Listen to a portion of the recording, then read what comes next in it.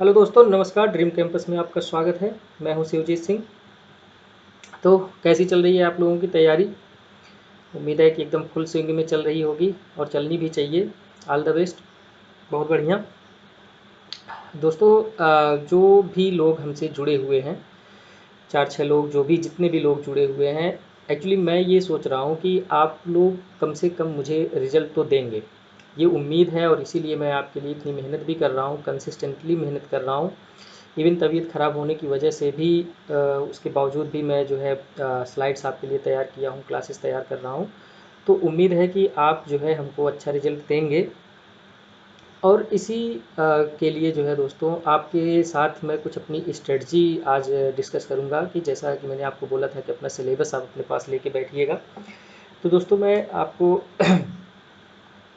कुछ चीज़ें बताना चाह रहा हूँ कि जैसे देखिए, आप अपना जो भी हिस्ट्री का पोर्शन है, ज्योग्राफी का पोर्शन है, पॉलिटी का पोर्शन है, गवर्नेंस का, साइंस एंड टेक्नोलॉजी का, आईआर का, इन्वायरमेंट का, ये सब टॉपिक आप कर रहे होंगे बेशक, और आपको करना भी चाहिए पूरी तरह से। और उसके बाद आर्ट एंड कल्चर वाला भी पोर्शन आप कर ही रहे होंगे। लेकिन दोस्तों, उसके साथ कुछ चीज़ें आज मैं आपसे डिस्कस करने वाला हूँ, जहाँ से आप बहुत कम समय दे करके, इवन एक दिन का भी प्रॉपर टाइम नहीं लगेगा, एक दिन का टाइम दे करके आप लोगों से थोड़ा सा और अच्छा मार्क्स गेन कर सकते हैं। और दोस्तों, बिलीव मी, अगर छोटी छोटी चीज़ों पे ही अगर आप ध्यान देंगे, तभी आप तो और लोगों से थोड़ा सा आगे बढ़ पाएंगे और मेरिट में आ पाएंगे। देखिए, होता क्या है कि आप ज्योग्राफी पढ़ रहे हैं, हिस्ट्री पढ़ रहे हैं, जितने भी बड़े बड़े टॉपिक्स हैं सब पढ़ रहे हैं। एग्जाम्पल के रूप में आप ले लीजिए कि सपोज दैट कि ज्योग्राफी में कोई क्वेश्चन आता है कि प्लेट टेक्टोनिक थ्योरी क्या होती है। ओके, आप भी लिखे, अगला बंदा भी लिखा, हर कोई इसको पढ़ा है, हर कोई लिखा। थोड़ा सा कोई अच्छा लिखा, थोड़ा सा कोई उससे कम लिखा, ठीक है, लेकिन लिखेगा हर कोई। तो इसमें चांसेज क्या होते हैं कि किसी को मान लीजिए 4 मार्क्स मिल रहे हैं, किसी को 4.2, 4.3, 4.5 मार्क्स मिल जाएंगे। ओके। लेकिन दोस्तों, ये सब सेक्शंस ऐसे सेक्शंस हैं जिस पे हर कोई ध्यान देता है, हर कोई पढ़ता है, हर कोई उसका प्रिपरेशन करता है। लेकिन दोस्तों, सिलेबस में कुछ सेक्शंस ऐसे हैं जहाँ पे लोग बहुत कम ध्यान देते हैं, लेकिन वहाँ से क्वेश्चंस डायरेक्ट आ जाते हैं। और उस पे कम कम ध्यान देने का जो कारण है, वो सबसे बड़ा कारण ये है कि लोगों के अंदर ये चीज़ है, ये वो मान के बैठे हैं कि उनका जो प्रिपरेशन है उससे अफेक्टेड नहीं होगा। उससे रिलेटेड अगर क्वेश्चन आएगा तो वो बहुत ही आसानी से कर लेंगे। तो दोस्तों, आज जो हमने कहा था आपसे कि हैशटैग स्ट्रेटजी डिस्कशन, वो इसी पे होगा कि सारे पेपर्स में जो कुछ ऐसे टॉपिक्स हैं जो कि आपके लिए एक बूस्टर का काम करेंगे। किसी भी क्वेश्चन पे जो लोग जनरल आंसर्स लिखेंगे, आप उस पे बेहतर आंसर लिखेंगे। तो वहाँ पे क्या होगा कि जहाँ पे लोगों को 2 मार्क्स मिल रहा है, वहाँ पे आपको 4 मार्क्स मिल सकता है। ठीक है दोस्तों। तो ऐसे ही कुछ टॉपिक पे हम आपसे चर्चा करेंगे, और आपको बताएंगे कि इस पे आपको क्या करना है, कैसे इस पे तैयारी करनी है, और इसका यूटिलाइजेशन आप यूटिलाइज कैसे करेंगे। तो सबसे पहले दोस्तों, आप फर्स्ट पेपर में देखिए, एक है Salian features of Indian society and culture. दोस्तों, ये टॉपिक एक ऐसा टॉपिक है कि जिस पे आप एक शॉर्ट नोट बना सकते हैं मात्र आधे घंटे में।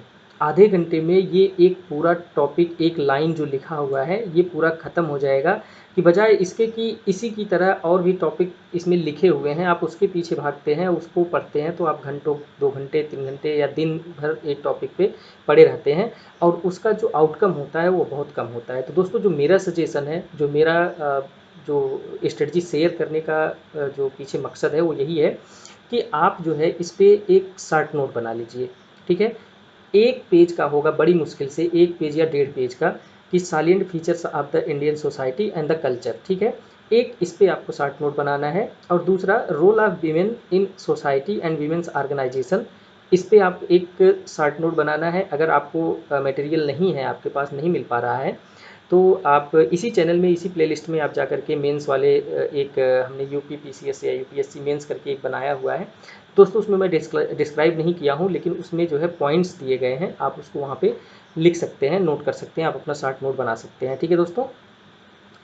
उसके बाद दोस्तों, एक टॉपिक इसमें है पेपर फर्स्ट में ही, मीनिंग ऑफ लिबरलाइजेशन प्राइवेट, मतलब वही एलपीजी। ठीक है, इसके बारे में आपको पढ़ना है। एलपीजी का इफेक्ट इकोनॉमी, पॉलिटी और सोशल स्ट्रक्चर पर। दोस्तों ये सब सारे जो टॉपिक्स हैं, 3 टॉपिक्स, ये तीनों टॉपिक्स अगर आप करना चाह रहे हैं, एक शार्ट नोट बनाना चाह रहे हैं, तो इसमें आपका 2 घंटे से ज़्यादा नहीं लगने वाला है।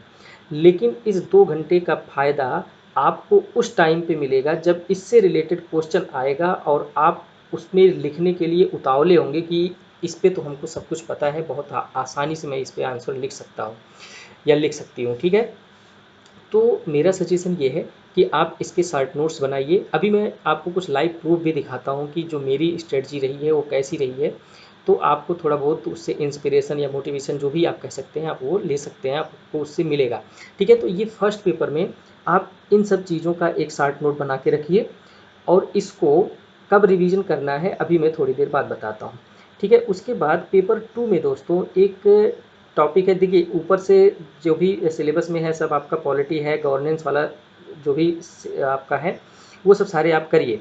फिर उसके बाद दोस्तों इसमें एक टॉपिक आएगा आपका development process, the role of non governmental organization and एसएचजीज, various groups, associations, donor, charities, institutions and the other stakeholders। इसमें आपको क्या करना है, एक छोटा सा शॉर्ट नोट बनाना है एनजीओ पे, और एक छोटा सा शॉर्ट नोट बनाना है आपका एसएचजी पे। ठीक है, देखिए दोस्तों होता क्या है कि जनरली जैसे ही मान लीजिए कोई एनजीओ पे क्वेश्चन पूछ लिया तो हर कोई उसका कुछ ना कुछ तो डिफिनीशन लिख ही देगा। ठीक है, और वो ब्लाइंडली एकदम गलत भी नहीं होगा। लेकिन अगर आप सोचो कि आपके पास सिर्फ एक लाइन का कोई एनजीओ का डेफिनीशन है या 2 लाइन का, और एसएचजी का एक डेफिनीशन है 1 या 2 लाइन का, तो सोचिए जो चेक करने वाला है उसके ऊपर कैसा इम्पैक्ट पड़ेगा। जैसे ही आप पहले लाइन में ये लिखेंगे कि एनजीओ का मतलब क्या होता है, तो उसके समझ में पूरी तरह से आ जाएगा कि अगर इसको एनजीओ का मतलब पता है तो उसके लाभ और उसका सोसाइटी में रोल, उसके सामने चैलेंजेज और गवर्नमेंट को उसके लिए क्या करना चाहिए, ये सब भी इसको पता होगा। ठीक है दोस्तों, तो ये मेरा सजेशन है कि आप सेकंड पेपर में एनजीओ और एसएचजी पे एक नोट्स बना के रखिए, शॉर्ट नोट बना के रखिए। ठीक है, उसके बाद देखिए इसमें जो issues relating to the development and management of social sector services relating to the health and education and human resource. ठीक है दोस्तों, तो इसमें आपको क्या करना है कि हेल्थ सेक्टर के क्या इशूज़ हैं, एजुकेशन सेक्टर के क्या इशूज़ हैं, और ह्यूमन रिसोर्सेज को डेवलप करने में क्या इशूज़ हैं। हालांकि इस पर तो हम लोग चर्चा भी किया है यूपी स्पेशल वाले सेगमेंट में, तो वहाँ से आप इसका शॉर्ट नोट बना के रखिए। ठीक है, तो ये आपका सेकंड पेपर, बहुत छोटे छोटे टॉपिक हैं जहाँ पे कोई ध्यान नहीं देता है, लेकिन ये एक्चुअली मैजिकल टॉपिक्स हैं, मतलब आपके मार्क बूस्टर टॉपिक हैं। यहाँ पे आपका क्वेश्चन एक तो डायरेक्ट पूछता है, और दूसरा कि अगर आप एग्जैक्ट, जो कि एक प्रोफेशनल, इस तरह से आप कह सकते हैं कि एक प्रोफेशनल आंसर राइटिंग जो होती है, अच्छी आंसर राइटिंग होती है, वो बहुत ही अच्छे से लिख पाएंगे। और दोस्तों यही सब ऐसे टॉपिक्स हैं जहाँ से आपको एक्स्ट्रा नॉलेज मिलती है।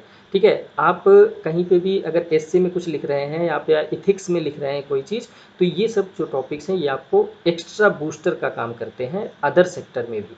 ठीक है, तो आपको दूसरे पेपर में ये करना है। और तीसरे पेपर में दोस्तों देखिए कुछ टॉपिक ऐसे हैं जो कि आपको सिलेबस से करने हैं, नो डाउट। अब जैसे देखिए इसमें एक जो सस्टेनेबल डेवलपमेंट गोल वाला है, तो इसको आप एक बार गो थ्रू जाइए इससे, और इसमें बहुत ज़्यादा इसमें ज़रूरत नहीं है। लेकिन उसके बाद इसमें जो टॉपिक दिया है, issues of poverty, unemployment, social justice and inclusive growth, इन चारों टॉपिक पे आपको एक एक पेज का मैटर बना के रखना है, एक एक पेज का शॉर्ट नोट, केवल हेडिंग्स लिख के रखनी है इसमें। ठीक है, उसके बाद इसमें ज्योग्राफी वाला पोर्शन आ जाता है, मेजर क्रॉप्स और ये सब हमको नहीं करना है। लेकिन उसके बाद फूड प्रोसेसिंग और रिलेटेड इंडस्ट्रीज, इससे जो है आपको एक इस पे शॉर्ट नोट बना के रखना है। ठीक है, एक 2 पेज का या 1.5 पेज का इस पे शॉर्ट नोट आपको बना के रखना है कि फूड प्रोसेसिंग एक्चुअली किसे कहते हैं, इसमें फॉरवर्ड और बैकवर्ड लिंकेजेज क्या होता है। ठीक है, इसमें चैलेंजेज क्या क्या हैं, और वे फॉरवर्ड, इतनी चीज़ें आपको फूड प्रोसेसिंग में लिखना है।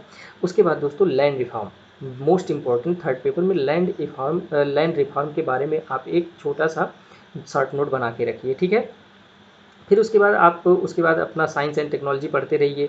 मैंने बताया कि इसमें करंट से ज़्यादा क्वेश्चंस आते हैं। ठीक है, उसके बाद achievements of Indian science and technology, ये केवल दिया है, पूछता नहीं है यहाँ पे, बहुत कम अचीवमेंट जो भी करंट में होगा वही पूछेगा। ठीक है, उसके बाद डिजास्टर मैनेजमेंट के बारे में आप पढ़ ही लीजिए, नेशनल सिक्योरिटी के बारे में आप पढ़ लीजिए। ठीक है, तो ये सब चीज़ें तो आई थिंक आप कर ही रहे होंगे। तो जो चीज़ें मैं आपको आज बताया हूँ, कि जो ये छोटी छोटी चीज़ें हैं दोस्तों, इसको आप एक शार्ट नोट बना के रखिए। मैं आपको एक प्रूफ दिखाता हूँ कि मेरे पास एक ये डायरी है, एक ये डायरी आप देख सकते हैं। इसमें जितना टॉपिक मैं बताया हूँ आपको, ये पूरा है। इसमें पूरी पॉलिटी है मेरी।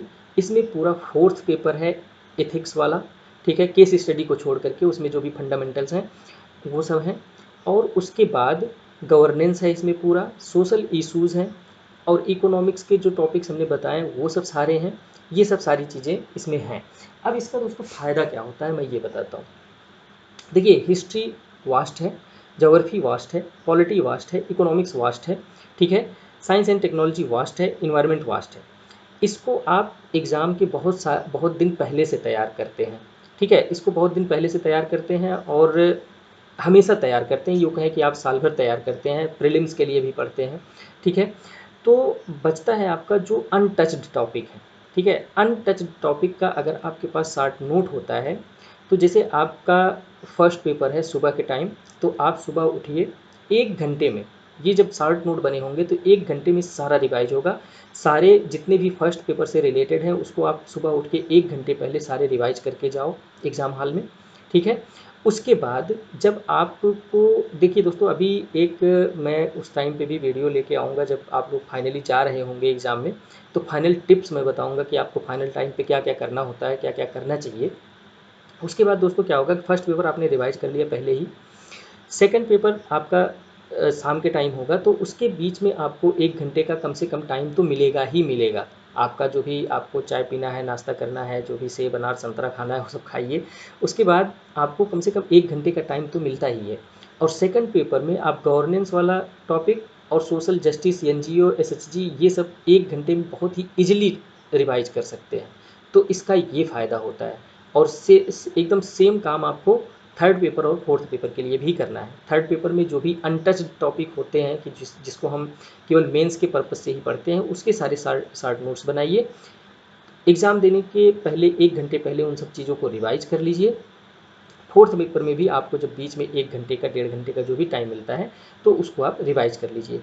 दोस्तों, जब आप ये कर लेंगे काम, और एक्चुअल में कर लेंगे काम ये, और बिलीव मी, जब आप एग्ज़ाम हॉल में बैठेंगे तो मैं ये गारंटी देता हूँ कि आपको मेरी याद ज़रूर आएगी कि हमने कुछ बताया था। अगर आपने लागू किया तो आपको पता आएगा, समझ में आएगा कि मैंने आपको कुछ बताया था, ठीक है दोस्तों। उस समय आपको इसकी अहमियत समझ में आएगी। दोस्तों, इसको मैं 2 साल से 3 साल से मैं लगातार इसको मैं फॉलो कर रहा हूँ, और इसका फ़ायदा मुझे मिल भी रहा है, तो इसलिए मैं इसको आपके लिए सजेस्ट कर रहा हूँ। ओके, तो खैर अभी आज का लेक्चर हम शुरू करते हैं। और जैसा कि हम देख रहे हैं कि पॉलिटी एंड गवर्नेंस वाला सेक्शन हम करंट अफेयर्स में कर रहे हैं, तो चलिए शुरू करते हैं। लेकिन दोस्तों, बस यही निवेदन है कि आपको एक डाटा मैं बताता हूँ कि कल मैं अपने चैनल का एनालिटिक्स देख रहा था, तो उसमें मुझे पता चला कि जो 67% मेरे व्यूअर्स हैं, मतलब 67% जो मेरे व्यूअर्स हैं वो नॉन सब्सक्राइबर हैं।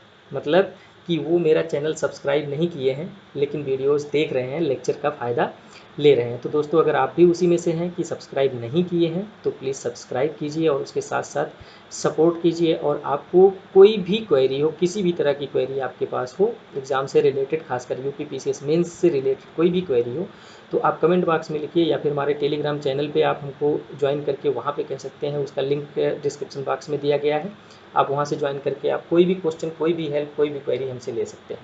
ओके दोस्तों, खैर आगे बढ़ते हैं, देखते हैं आज का जो हमारा पहला टॉपिक है वो है ब्रू रियांग एग्रीमेंट के बारे में। दोस्तों, एक्चुअली ये एक एग्रीमेंट है अभी हाल ही में। ये इसका कंटेक्स्ट क्या है, इसका वो समझ लीजिए पहले, कि अभी हाल ही में central government, Tripura government and Mizoram government, ठीक है, central government, Tripura government, Mizoram government, और जो ब्रू कम्युनिटी है, ट्राइब्स है, उनके जो रिप्रेजेंटेटिव्स हैं, उनके बीच में कुछ एग्रीमेंट हुआ है। अभी पूरी तरह से इसको मैं समझाता हूँ कि ये क्या है पूरा मुद्दा, तो आपको समझ में आ जाएगा कि एक कोई एग्रीमेंट हुआ है, ठीक है। तो ये एक कंटेक्स्ट है। अब इसका हम थोड़ा सा बैकग्राउंड जान लेते हैं कि ये जो ब्रू या फिर रियांग, दोनों एक ही ट्राइब्स का नाम है, अलग अलग नामों से जानते हैं, तो ये दोनों एक ही नाम के हैं। तो ये कौन है? ये त्रिपुरा, मिजोरम और असम में रहने वाली एक ट्राइब है, एक आदिवासी जनजाति है, और ये एक्चुअली इनको एक पर्टिकुलरली वल्नरेबल ट्राइब ग्रुप के रूप में रिकॉग्नाइज करती है सेंट्रल गवर्नमेंट। उसके बाद इनका जो मेन पेशा है वो है एग्रीकल्चर। ठीक है, इनका जो मेन पेशा है वो एग्रीकल्चर है, लेकिन इनमें से बहुत सारे लोग ऐसे हैं जो कि ब्यूरोक्रेसी या हाई पोस्ट में एडमिनिस्ट्रेशन में भी हैं, और उसके साथ साथ इसमें से कुछ लोग बिजनेसमैन भी हैं। ठीक है, ये एक छोटा सा बैकग्राउंड है इसका, तो आप इसको समझ लीजिए। हालांकि देखिए, बैकग्राउंड लिखने का ना तो आपके पास टाइम होता है, ना तो उतना पेज आपके पास अवेलेबल होता है।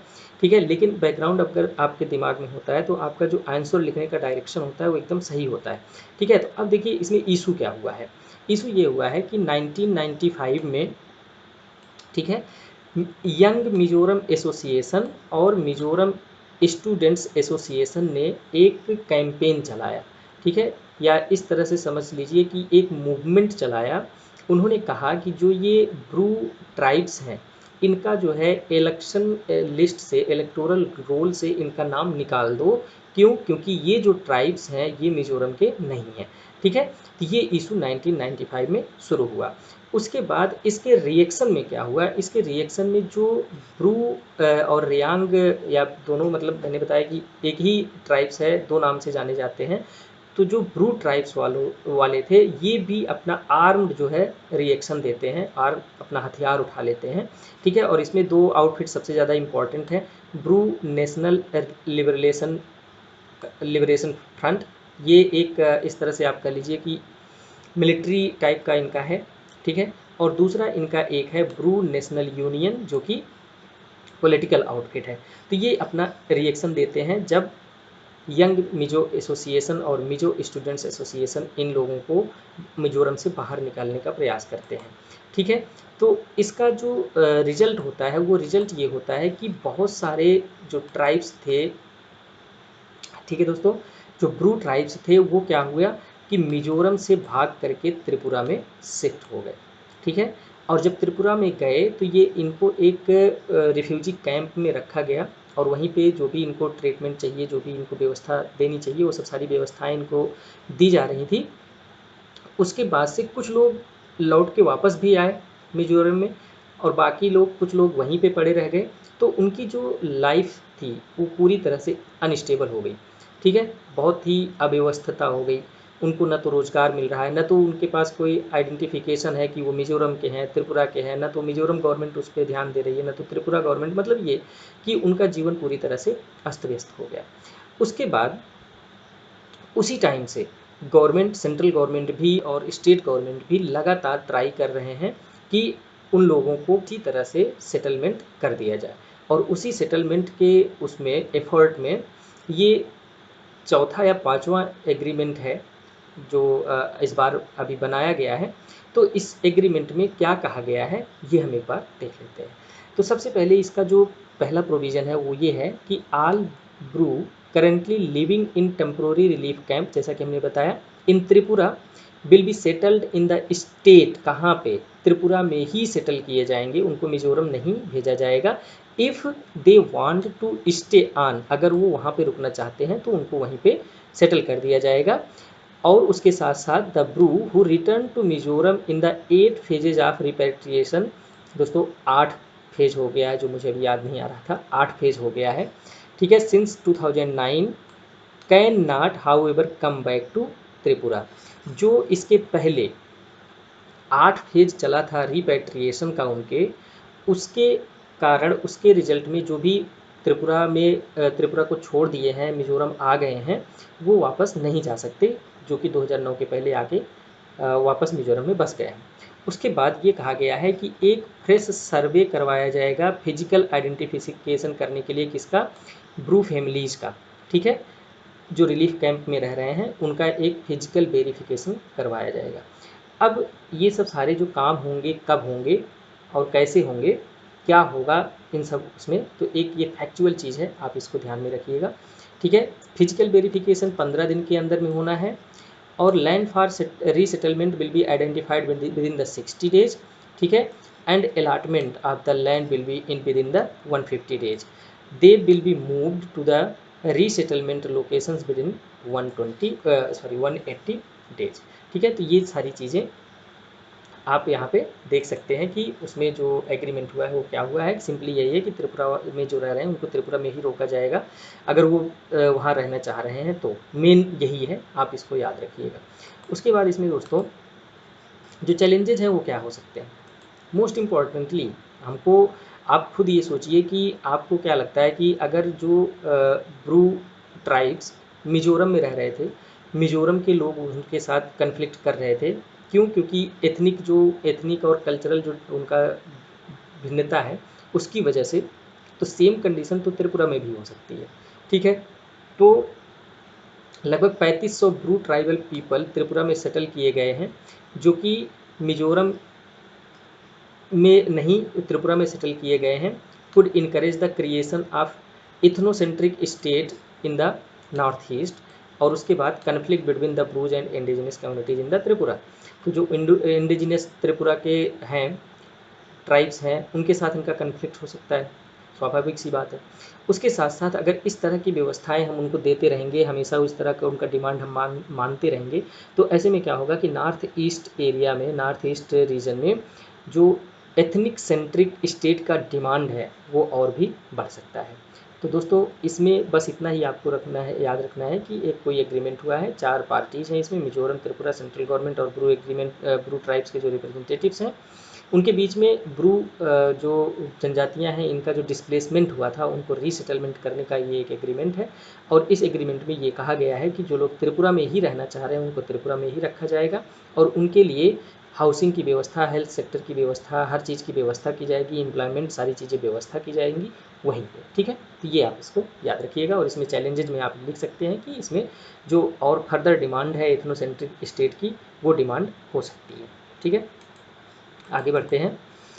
NITI Aayog vision for the national data analytics platform. दोस्तों ये एक इस तरह से एक्चुअली एक बार क्वेश्चन पूछ लिया था 2018 में, तभी से मेरे दिमाग में ये चलता रहता है। तो इस तरह का टॉपिक जो भी मुझे मिलता है मैं इसको इंक्लूड कर लेता हूँ। हालांकि इसमें कुछ नहीं है।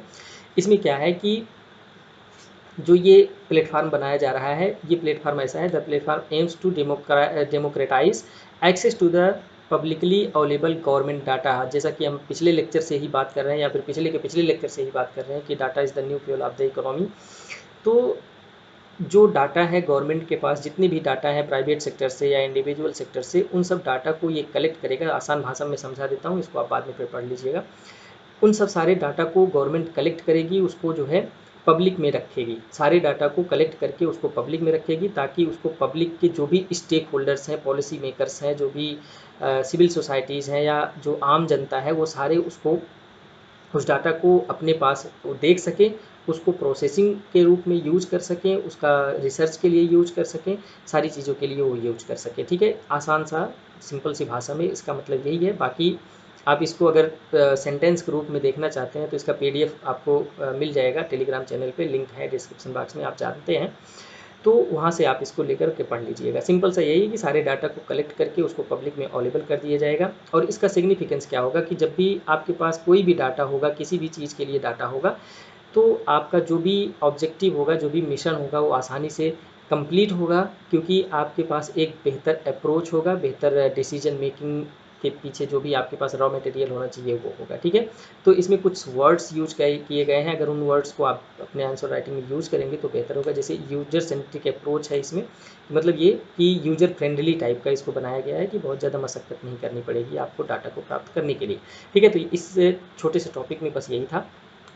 तो आप इसको जो है एक बार पढ़ लीजिएगा, तो आपको ये सारी चीज़ें समझ में आ जाएंगी, ठीक है दोस्तों। आगे बढ़ते हैं। Permanent commission for the women a progressive approach. बहुत ही पहले से ये डिमांड चल रही है, बहुत ही इसमें इश्यूज़ क्रिएट हुए हैं समय समय पे, कि जो वीमेन हैं, आप ये समझ लीजिए कि जो मिलिट्री में या आर्मी में जो वीमेन का कमीशनिंग होती है वो परमानेंट नहीं होती है, ठीक है। लेकिन अभी जो है सुप्रीम कोर्ट ने ये कहा है कि जो हिस्टोरिकली हम कर रहे हैं वो गलत है, इनको परमानेंट कमीशन करना चाहिए, ठीक है। ये कंटेक्स्ट है। कंटेक्स्ट क्या है? The supreme court of India gave the historical judgement directing that the women officers in the Indian army serving under the short service commission be considered for grant of a permanent commission. अब दोस्तों इसका जो issue है, इसको जानने से पहले एक थोड़ा सा बैकग्राउंड हम देख लेते हैं।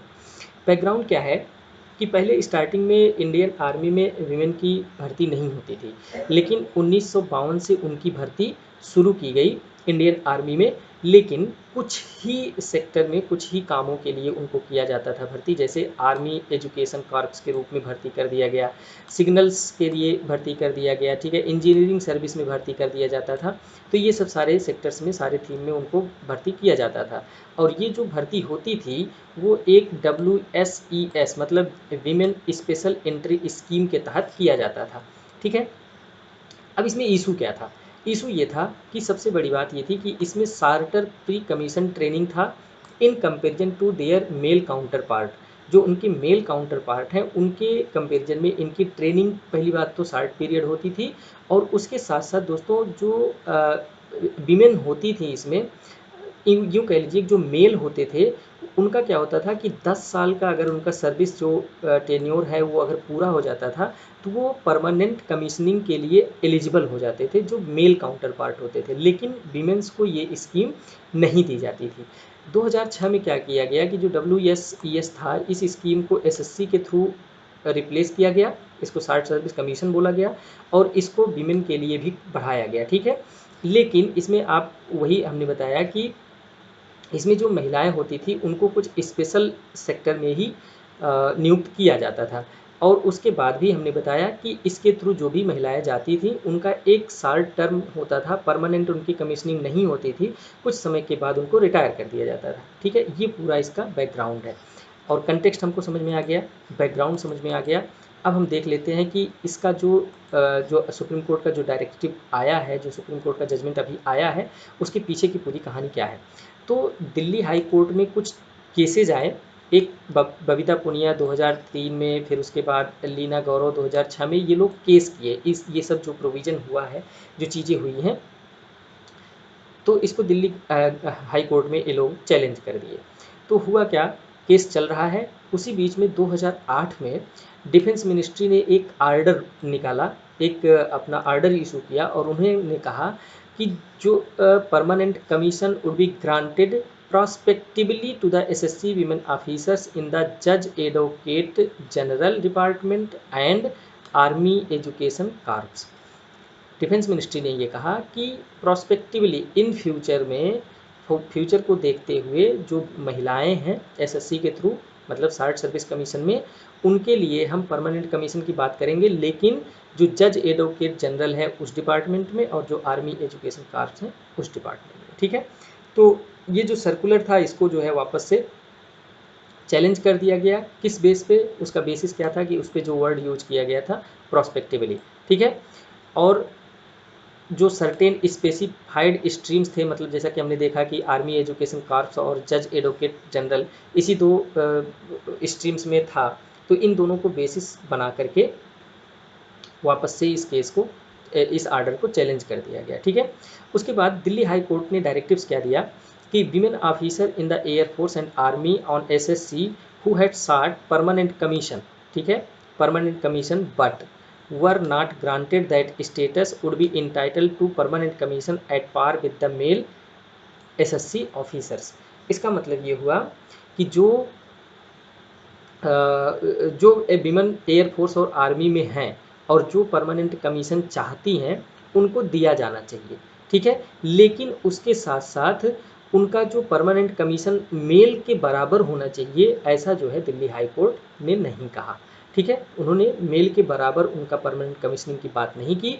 उसके बाद एक प्रॉब्लम इसमें और था, ये था कि this benefit was only available to women officers in service, जो उस समय सर्विस में थी उनको अवेलेबल था, या फिर who had instituted proceedings before the high court, जिन लोगों ने केस फाइल किया था उनको दिया गया, या फिर उस टाइम पे जजमेंट के टाइम पे जो लोग सर्विस में थे उनको दिया गया, ठीक है दोस्तों। तो ये था उनका जो है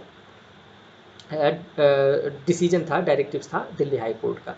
फिर उसके बाद डिफेंस मिनिस्ट्री ने इसको जो है इम्प्लीमेंट नहीं किया, इवन गवर्नमेंट ने इसको सुप्रीम कोर्ट में चैलेंज कर दिया, जो हाई कोर्ट का डिसीजन आया दिल्ली का। अब हुआ क्या कि उसमें प्रोसीडिंग्स चल रही थी, लेकिन उसी बीच में ही गवर्नमेंट ने एक आर्डर पास किया। The government passed an order in February 2019 for the grant of permanent commission to SSC women officers in 8 streams of the army, ठीक है। In addition the GAG and AEC जो हमने ऊपर देखा, which had been opened up in 2008, ठीक है। हमने देखा 2008 में ही इन दोनों को ओपन कर दिया गया था। उसके बाद उसके साथ साथ गवर्नमेंट ने 8 स्ट्रीम्स को और भी ओपन कर दिया, ठीक है। But they would not be offered any command appointments and would serve only in staff post, ठीक है। सारे में खोल दिया गया, लेकिन अभी जो कॉम्बैट है, ठीक है, जो कमांड अपॉइंटमेंट है कमांड लेवल पे, उस पर इनको नहीं किया गया, ठीक है। तो ये फाइनली जो हमारा मुद्दा है वो ये है। उसके बाद अब हम देखते हैं इसमें जो जजमेंट का हाईलाइट है, जजमेंट में एक्चुअली कहा क्या गया है, वही पोल वचन है कि कोर्ट ने कहा कि अभी तक जो चीज़ें हो रही थी वो गवर्नमेंट की फंडामेंटल पॉलिसी है, मतलब कि मूलभूत उनकी गलतियां हैं कि वो इस तरह की पॉलिसीज़ को अपना रहे हैं, ठीक है। 14 साल से ज़्यादा इस चीज़ का डिमांड हो रहा है। उसके साथ साथ कोर्ट ने ये कहा कि army could not discriminate between main and women, ठीक है। आर्मी जो है मेन और वीमेन में डिस्क्रिमिनेशन नहीं कर सकती है किसी भी तरह से।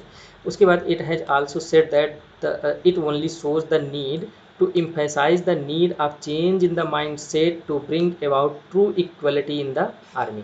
तो ये सब चीज़ें, ये सब सेंटेंस अगर आपको याद आ जाते हैं उस टाइम पे तो लिख दीजिए, अगर नहीं भी याद आते हैं तो कोई भी बात नहीं है इसमें, जो भी जितना भी आपको याद आ जाए वो आप इसमें लिख सकते हैं, ठीक है। दोस्तों यहाँ पे आप थोड़ा सा कुछ वर्ल्ड लेवल पे, ग्लोबल लेवल पे भी कुछ एग्जांपल्स दे दीजिएगा, जैसे कि USA है, वहाँ पे कॉम्बैट के रूप में जो है वीमेन काम करती हैं एक हाई लेवल पे, तो ये सब आप एग्जांपल दे सकते हैं कि आर्मी में जो है वीमेन हैं पूरे ग्लोबल लेवल पे।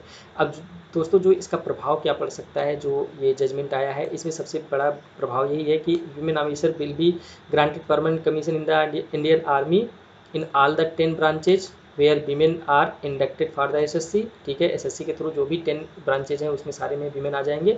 उसके साथ साथ a women can rise to the rank of colonel and the above based on the merit, मतलब ये कि अब वो कर्नल भी बन सकते हैं like there male counter parts, ठीक है। तो ये एक परमानेंट कमीशनिंग वाला जो इशू था, इस पर अगर कोई भी आता है क्वेश्चन तो मुझे लगता है कि ठीक है आप लोग कर ले जाएंगे। ओके दोस्तों, आगे बढ़ते हैं। अगला देखते हैं कि जो सरोगेसी का इशू है हमारे यहाँ, वो क्या इशू है। देखिए दोस्तों, सबसे पहले तो ये जो इसका कंटेक्स्ट है वो देख लेते हैं।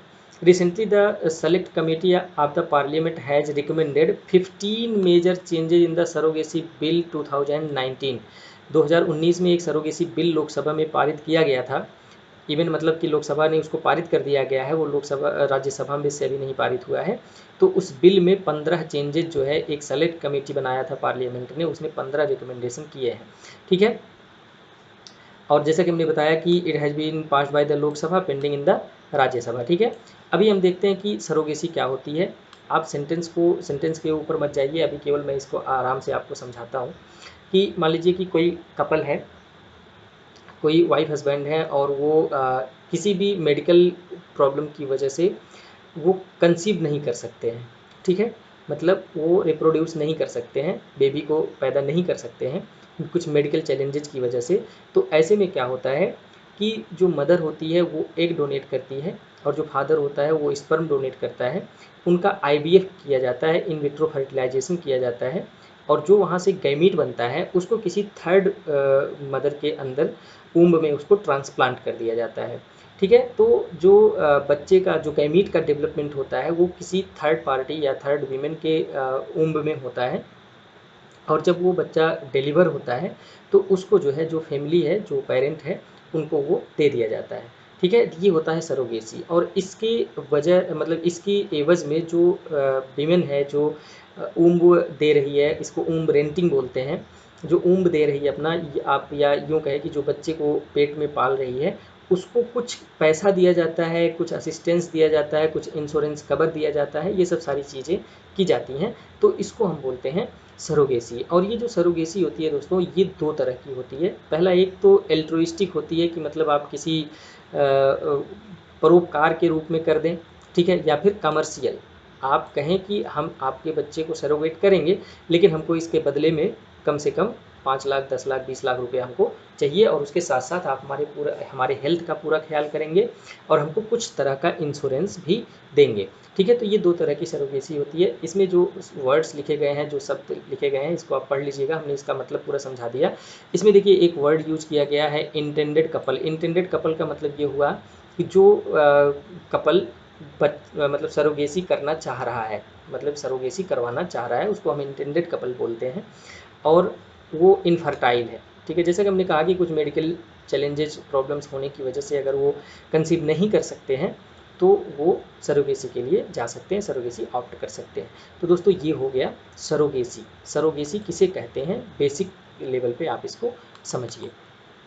फिर जो सरोगेसी बिल 2019 है, एक्चुअली इसमें क्या है ये पहले हम देख लेते हैं, उसके बाद हम जो अभी पार्लियामेंट कमेटी बनी है उसका क्या रिकमेंडेशन है फिर हम उसको देख लेंगे। ठीक है, तो सबसे पहले according to the bill the surrogate mother needs to be close relative. ठीक है, इसको याद रखिएगा कि ये क्लोज रिलेटिव की बात करता है, मतलब जो हमने बताया कि जो उम्ब की रेंटिंग करेगी, इस बिल के अकॉर्डिंग उस उम्ब की रेंटिंग करने वाली महिला उस कपल की क्लोज रिलेटिव होना चाहिए। ठीक है, मतलब कोई भी हो सकती है, भाभी हो सकती हैं, कोई भी हो सकता है, तो रिलेशन में होने चाहिए। ठीक है, ऐसा बिल ये कहता है। दोस्तों ये ऐसा इसलिए किया गया था, एक्चुअली जो स्टार्टिंग एकदम स्टार्टिंग वाला सरोगेसी बिल था, हम लोग तो उसको भी पढ़े थे एग्जाम के लिए, तो उसमें ये चीज़ें नहीं थी। पहले जो सरोगेसी एक्ट था, सरोगेसी बिल था, उसमें ये चीज़ नहीं था। तो उसमें कोई भी किसी भी व्यक्ति से अपना सरोगेट करवा सकता था, लेकिन इसका बहुत ज़्यादा कमर्शियल यूज होने लगा, कमर्शियल एक्सप्लॉयटेशन होने लगा, इस तरह से कह लीजिए कि उस महिला का जो अपना वुम्ब रेंट कर रही है, तो उस कमर्शियल एक्सप्लॉयटेशन को, या फिर जो गरीब महिलाएं हैं पैसे के लालच में आकर के वो ऐसा करती थी, फिर उसके बाद उनके ऊपर हेल्थ के ऊपर असर पड़ता था, बैडली इम्पैक्ट होता था, और फिर उनकी सिचुएशन और भी डिटोरिएट होती थी, चूँकि बार्गेनिंग पावर भी उनकी कम होती थी, तो उनको पैसा भी नहीं प्रॉपर मिल पाता था। तो इन सब प्रॉब्लम्स को सॉल्व करने के लिए इस बिल में क्लोज रिलेटिव एक टर्म डाला गया था कि जो भी सरोगेट मदर आपकी होगी वो आपका क्लोज रिलेटिव्स होना चाहिए। ठीक है, तो can become the surrogate only once in her lifetime. पहले क्या होता था कि जो गरीब महिलाएं होती थी वो कई बार सरोगेट करती थी, तो इस बिल में कहा गया कि नहीं, आप अपनी पूरे लाइफ में सिर्फ एक बार सरोगेट कर सकते हैं। उसके बाद ये कहा गया कि ये women can not become surrogate mother by providing her own gametes unfertilised eggs. मतलब ये कि कोई महिला मान लो, सॉरी, कोई महिला अपना गैमीट खुद मतलब दे करके सरोगेसी नहीं कर सकती है। ठीक है, फिर उसके बाद intending couple should not have any surviving biological child. कोई भी आपके पास जिंदा जो है बायोलॉजिकल चाइल्ड नहीं होना चाहिए, चाहे वो एडाप्ट किया गया हो या फिर सरोगेसी का। जैसे कि आप पहले से कोई सरोगेसी करवाए हुए हैं या फिर कोई बच्चा आपने एडाप्ट किया है, तो आप इस सरोगेसी के लिए एलिजिबल नहीं होंगे। ठीक है, an exception is made if the intending couple has a surviving child. अगर, जैसा कि हमने ऊपर देखा कि अगर आपके पास सर्वाइविंग चाइल्ड है, बायोलॉजिकल चाइल्ड है, या एडाप्शन वाला चाइल्ड है, तो आप सरोगेसी ऑप्ट नहीं कर सकते हैं। लेकिन इसमें एक एग्जेम्पशन दिया गया है, वो एग्जेम्पशन ये है कि अगर आपका कोई सर्वाइविंग चाइल्ड है लेकिन वो मेंटली या फिजिकली चैलेंज्ड है, और या फिर ऐसे किसी डिजीज से वो पीड़ित है जिसका कोई क्योर नहीं है।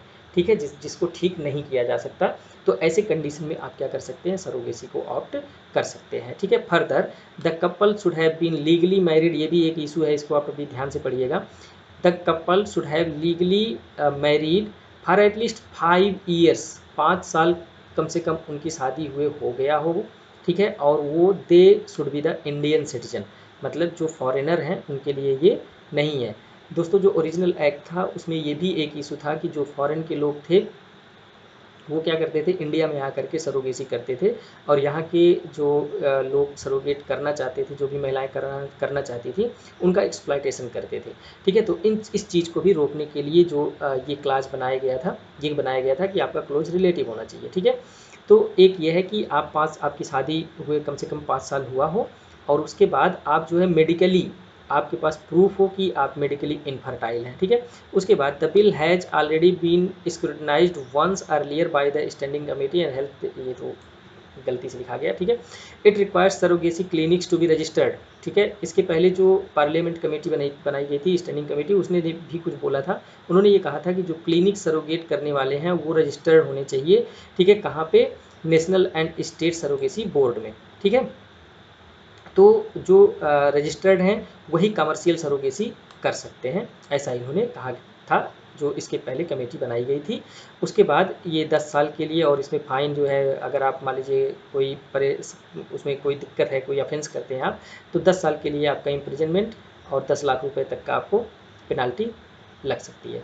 तो ये एक ओवरव्यू था जो अभी 2019 का बिल पेंडिंग है राज्यसभा में, ठीक है। उसमें क्या क्या प्रोविजंस हैं, ठीक है। अब उसके बाद हम देखते हैं जो इश्यूज़ हैं, जो चैलेंजेज हैं इस बिल में, वो क्या है। सबसे पहली बात ये क्रिमिनलाइजेशन ऑफ चॉइस। आप किसी की चॉइस को कोई अपना सरोगेट करना चाहता है या नहीं, कोई किससे सरोगेट करवाना चाहता है, आप इन सब चीज़ों को क्या कर रहे हैं? क्रिमिनलाइज कर रहे हैं। तो ये क्रिमिनलाइजेशन ऑफ एक चॉइस हो गया, ठीक है। उसके बाद बिल जो है, जो सिंगल पेरेंट्स हैं, जो डाइवोर्स्ड हैं, जो विडोज़ हैं, जो विधवा हैं, या फिर जो अनमैरिड कपल्स हैं, होमोसेक्सुअल कपल्स हैं, ठीक है, इनको सरोगेसी करने से रोकता है, इनको सरोगेसी की अनुमति नहीं देता है। तो सोचिए कि ये कितने कंट्रोवर्शियल है, कंट्राडिक्टरी है कि एक तरफ हम ये बोल रहे हैं कि homosexuality is legal in India now, ठीक है, और आप live in relationship is also is legal now. Then how you can decide the कि जो भी पेरेंट होमोसेक्सुअल है, जो भी सिंगल रहना चाह रहा है, ठीक है, वो सरोगेसी नहीं कर सकता। अरे बच्चे की चाह तो हर किसी को होती है, तो अगर if they are homosexual they should also opt for the surrogacy, ठीक है। तो ये एक कंट्रोवर्शियल था, ये इसमें चैलेंज है। उसके बाद it stipulates that only man and women married at least 5 years, मतलब कम से कम 5 साल आपकी शादी हुए हो जानी चाहिए, तभी आप जो है सरोगेसी को ऑप्ट कर सकते हैं, ठीक है। और वो भी जब आप इनफर्टाइल प्रूव हो जाए, उसके बाद आप सरोगेसी ले सकते हैं। This is the blatantly discriminatory and the arbitrary. Obviously अगर मान लीजिए कोई व्यक्ति 1 साल के अंदर वो सारे मेडिकल ट्रीटमेंट करवा लिया, सब कुछ चेक करवा लिया, और वो अपने आप को इनफर्टाइल पाता है, तो वो 5 साल तक क्यों वेट करे, ठीक है। तो ये सब चीज़ें उसमें जो है प्रॉब्लम्स हैं। उसके बाद इस बिल में ये भी था कि single persons have the right to adopt children in India. तो यहाँ पे वही करण जौहर वाला मुद्दा आ जाता है। बहुत सारे बॉलीवुड में ऐसे लोग हैं जो कि सिंगल रह रहे हैं और वो सरोगेसी करना चाह रहे हैं, सरोगेट के थ्रू बच्चा अडॉप्ट करना चाह रहे हैं। तो यहाँ पे भी वो इशू है। अगर इवन कुछ लोगों ने लिया भी है, इस तरह से सरोगेसी करवाया भी है, ठीक है। तो ये सब सारे इसमें प्रोविजंस थे, ये चैलेंजेस हैं। सिंगल पर्सन्स को लेकर के चैलेंज क्यों है, अब मैं अभी आगे इसमें बताता हूँ, ठीक है। अब जो कमेटी है वो क्या क्या रिकमेंड करी है उसको एक बार हम लोग देख लेते हैं, ठीक है। तो की रिकमेंडेशन में सबसे पहले तो सेलेक्ट कमेटी ने ये कहा कि जो ये क्लोज रिलेटिव वाला क्लाज है आप इसको हटाइए, ठीक है। इसको देखिए क्या है, इसको हटाने के पीछे उन्होंने तर्क क्या दिया कि जो विमेन का एक्सप्लॉयटेशन है, वो एक्सप्लॉयटेशन केवल आउटसाइड महिलाओं का ही नहीं होता है, बल्कि घर में भी महिलाओं का एक्सप्लॉयटेशन होता है, या फिर इस तरह से और भी एक्सप्लॉयटेशन हो सकता है। फॉर एग्जांपल कि किसी भी, अब जैसे हमारी जो सोसाइटी है वो पैट्रियार्कल माइंडसेट की सोसाइटी है, तो यहाँ पे वीमेंस की उतना ज़्यादा तो नहीं डिसीजन मेकिंग में और भी चीज़ों में उतना ज़्यादा नहीं चलता है। तो ऐसे सिचुएशन में क्या होगा कि जो ओल्डर एज के लोग हैं और जो यंग एज की महिला है, जो रिप्रोडक्टिव है, फर्टाइल है, उसको उससे बार बार सरोगेसी करवाएंगे, तो उसका जो है साइकोलॉजिकल एक्सप्लॉयटेशन, मेंटल जो एक्सप्लॉयटेशन होगा वो तो होगा ही होगा, उसके साथ साथ उसका जो फिजिकल हेल्थ होगा वो भी बहुत ज़्यादा एक्सप्लॉयट होगा। तो ये इन सब चीज़ों का तर्क दे करके ये कमेटी ने कहा कि आपको जो है ये जो क्लोज रिलेटिव वाला क्लाज है इसको हटाना चाहिए, ठीक है। और इसकी जगह पे क्या डालना चाहिए, विलिंग वीमेन, मतलब कि जो भी करना चाहती है वो इसको कर सकती है, ठीक है। It has also recommended that divorced widow women aged between 35 to 45 years should be able to be single commissioned mother parent, ठीक है।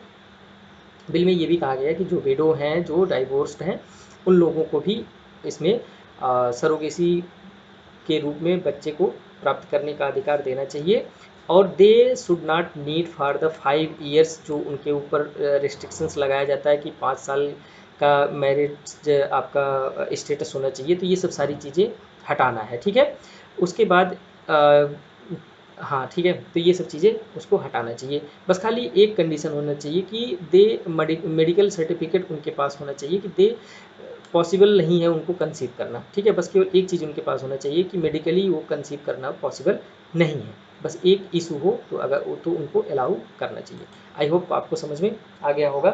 दोस्तों थोड़ा सा मैंने आपको बताया था कि तबीयत थोड़ी सी ख़राब है,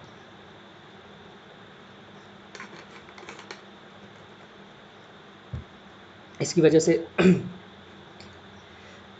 हो सकता है कि एक्सप्लेनेशन में थोड़ा बहुत आपको परेशानी आ रही हो। तो अगर परेशानी आ भी रही है तो थोड़ा सा आप हमको कमेंट में बता सकते हैं कि अगले लेक्चर में हम उसको सुधारने का प्रयास करेंगे, ठीक है। तो ये की रिकमेंडेशंस थी। आगे बढ़ते हैं। जो कमेटी थी, it has recommended that persons in Indian origin should be allowed to avail the surrogacy service. जैसा कि हमने देखा था कि जो 2019 का ओरिजिनल बिल है उसमें ये कहा गया है कि अगर आप सरोगेसी करना चाहते हैं तो आपका इंडियन सिटीजन होना ज़रूरी है। लेकिन ये बिल कहता है कि अगर आप इंडियन ओरिजिन के हैं तो भी आप जो है अलाउड होने चाहिए, ठीक है। The committee has not however recommended the expanding the definition of commissioning parent include singles इधर मेन आर वीमेन। देखिए इसके पीछे इशू क्या है कि बहुत सारे लोग सिंगल रहते हैं, लेकिन इनका तर्क ये है कि जो इमोशनल कनेक्ट होता है वो सिंगल पेरेंट्स में थोड़ा सा मुश्किल होता है। तो इसलिए जो सिंगल पेरेंट्स हैं, करण जौहर और वो क्या नाम है उनका, कपूर मैडम जो है, एकता कपूर, जो इस टाइप के लोग हैं, इन लोगों को जो है अधिकार नहीं होना चाहिए सरोगेसी करने का, ठीक है। उसके बाद the select committee also recommended that the assisted reproductive technology, आप इसको यहाँ पे केवल पढ़िए, अभी इसका मतलब मैं समझाता हूँ। असिस्टेड रिप्रोडक्टिव टेक्नोलॉजी बिल, ठीक है, 2019, इन इसको जो है ठीक है, इसको सीधा सीधा समझिए समझिए। जो ART टेक्नोलॉजी है इसको सरोगेसी के साथ मिक्स करना चाहिए। ART टेक्नोलॉजी क्या होती है, असिस्टेड रिप्रोडक्टिव टेक्नोलॉजी क्या होती है कि ऐसी टेक्नोलॉजी जो कि रिप्रोडक्शन में असिस्ट करती हो। इसमें IVF आप एग्जांपल ले सकते हैं, ठीक है। IVF जो है ये क्या है, एक असिस्टेड रिप्रोडक्टिव टेक्नोलॉजी है जिसके थ्रू हम एग्स मतलब ओवम और स्पर्म को एक साथ ले आते हैं और फर्टिलाइजेशन करते हैं, उसके बाद फिर हम उसको ओम में ट्रांसप्लांट कर देते हैं, ठीक है। तो ये बिल ये कह रहा है कि इन दोनों को एक साथ ले आना चाहिए ताकि all the highly technical and medical aspects could be properly addressed in the surrogacy regulation bill 2019। जो भी उसमें टेक्नोलॉजिकल और मेडिकल इश्यूज आ रहे हैं इस बिल में, उसको ताकि आसानी से सॉल्व किया जा सके। उसके बाद the bill mandates the commissioning couple only to pay medical expenses and an insurance covered for the 16 month for the surrogate mother. देखिए यहाँ पे ये क्लास रखने का मतलब ये है कि जो कमीशनिंग कपल है और जो सरोगेट मदर है वो केवल उसको उतना ही पे करेगी जिससे कि उतना उसका मेडिकल एक्सपेंस हो जाए और उसको एक इंश्योरेंस कवर मिल जाए, और वो भी अगले केवल 16 महीनों के लिए। दोस्तों इसको इसलिए किया गया है ताकि जो कमर्शियलाइजेशन हो रहा है बहुत तेज़ी से, उसको जो है चेक किया जा सके, उसको रोका जा सके, ठीक है। तो ये एक कुछ इनके रिकमेंडेशंस हैं, इसको आप याद रखिएगा तो आपको जो है आसानी होगी। अब इसमें वे फॉरवर्ड आप क्या लिख सकते हैं, देखिए banning is the not solution of anything, only solution is the regulatory framework. इस सेंटेंस को आप अपने दिमाग में बैठा लीजिए।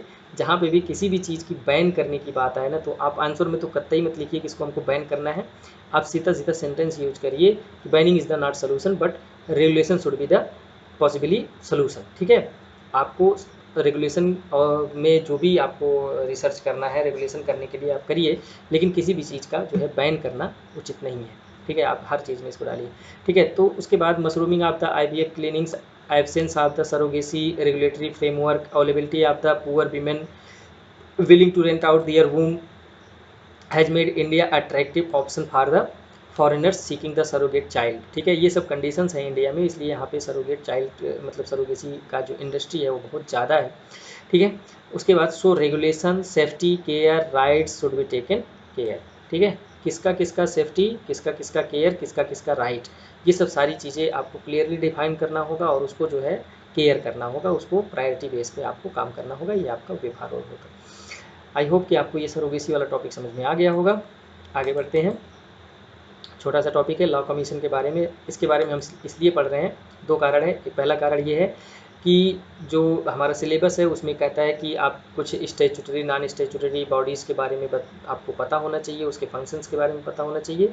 और दूसरे, लॉ कमीशन अभी रिसेंटली बनाया गया, जो 22nd लॉ कमीशन है, हर 3 साल पे इसको बनाया जाता है। तो अभी जो 22nd लॉ कमीशन है उसका कंस्टिट्यूशन किया गया है, तो इसलिए न्यूज़ में है, तो इसलिए इसको हम देख रहे हैं। तो इसका कंटेक्स्ट जो है वो यही है कि 22nd लॉ कमीशन 3 साल के लिए बनाया गया है, और जो इसका टर्म्स ऑफ रेफरेंस है वो ये है कि जो कॉम्प्लेक्स लीगल इश्यूज़ हैं उसको ये देखेगा और उसके बारे में सजेशन देगा। ठीक है दोस्तों, टर्म्स ऑफ रेफरेंस आप एक बार पढ़ लीजिएगा, क्योंकि कभी कभी ये पूछ लेता है। 2018 की यूपीएससी के मेंस के एग्ज़ाम में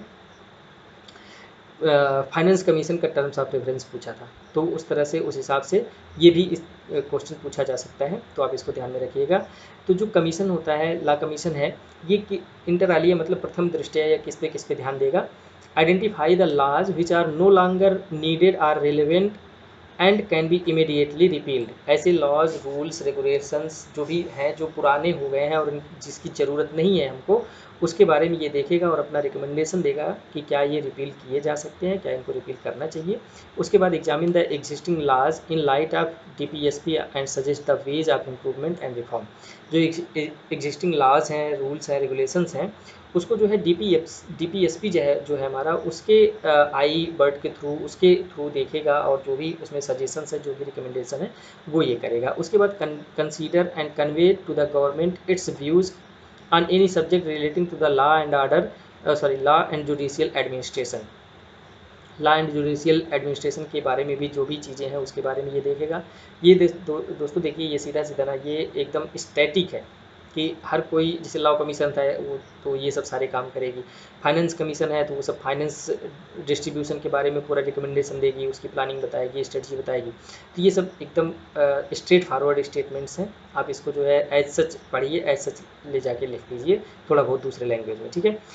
take all such measures as they may be necessary to harness the law and legal process in the service of the poor लोगों के लिए अच्छी सर्विस कैसे मिल सके, उसके बारे में जो लॉज हैं, रेगुलेशंस हैं, पॉलिसीज हैं, उसकी बात करेगा। उसमें क्या क्या सुधार करने हैं और भी कैसे होने चाहिए, उसका क्या सिचुएशन है इस समय, वो सब सारी चीज़ें ये देखेगा। उसके बाद revise the central acts of general importance so as to simplify them and remove anomalies, ambiguities and inequities।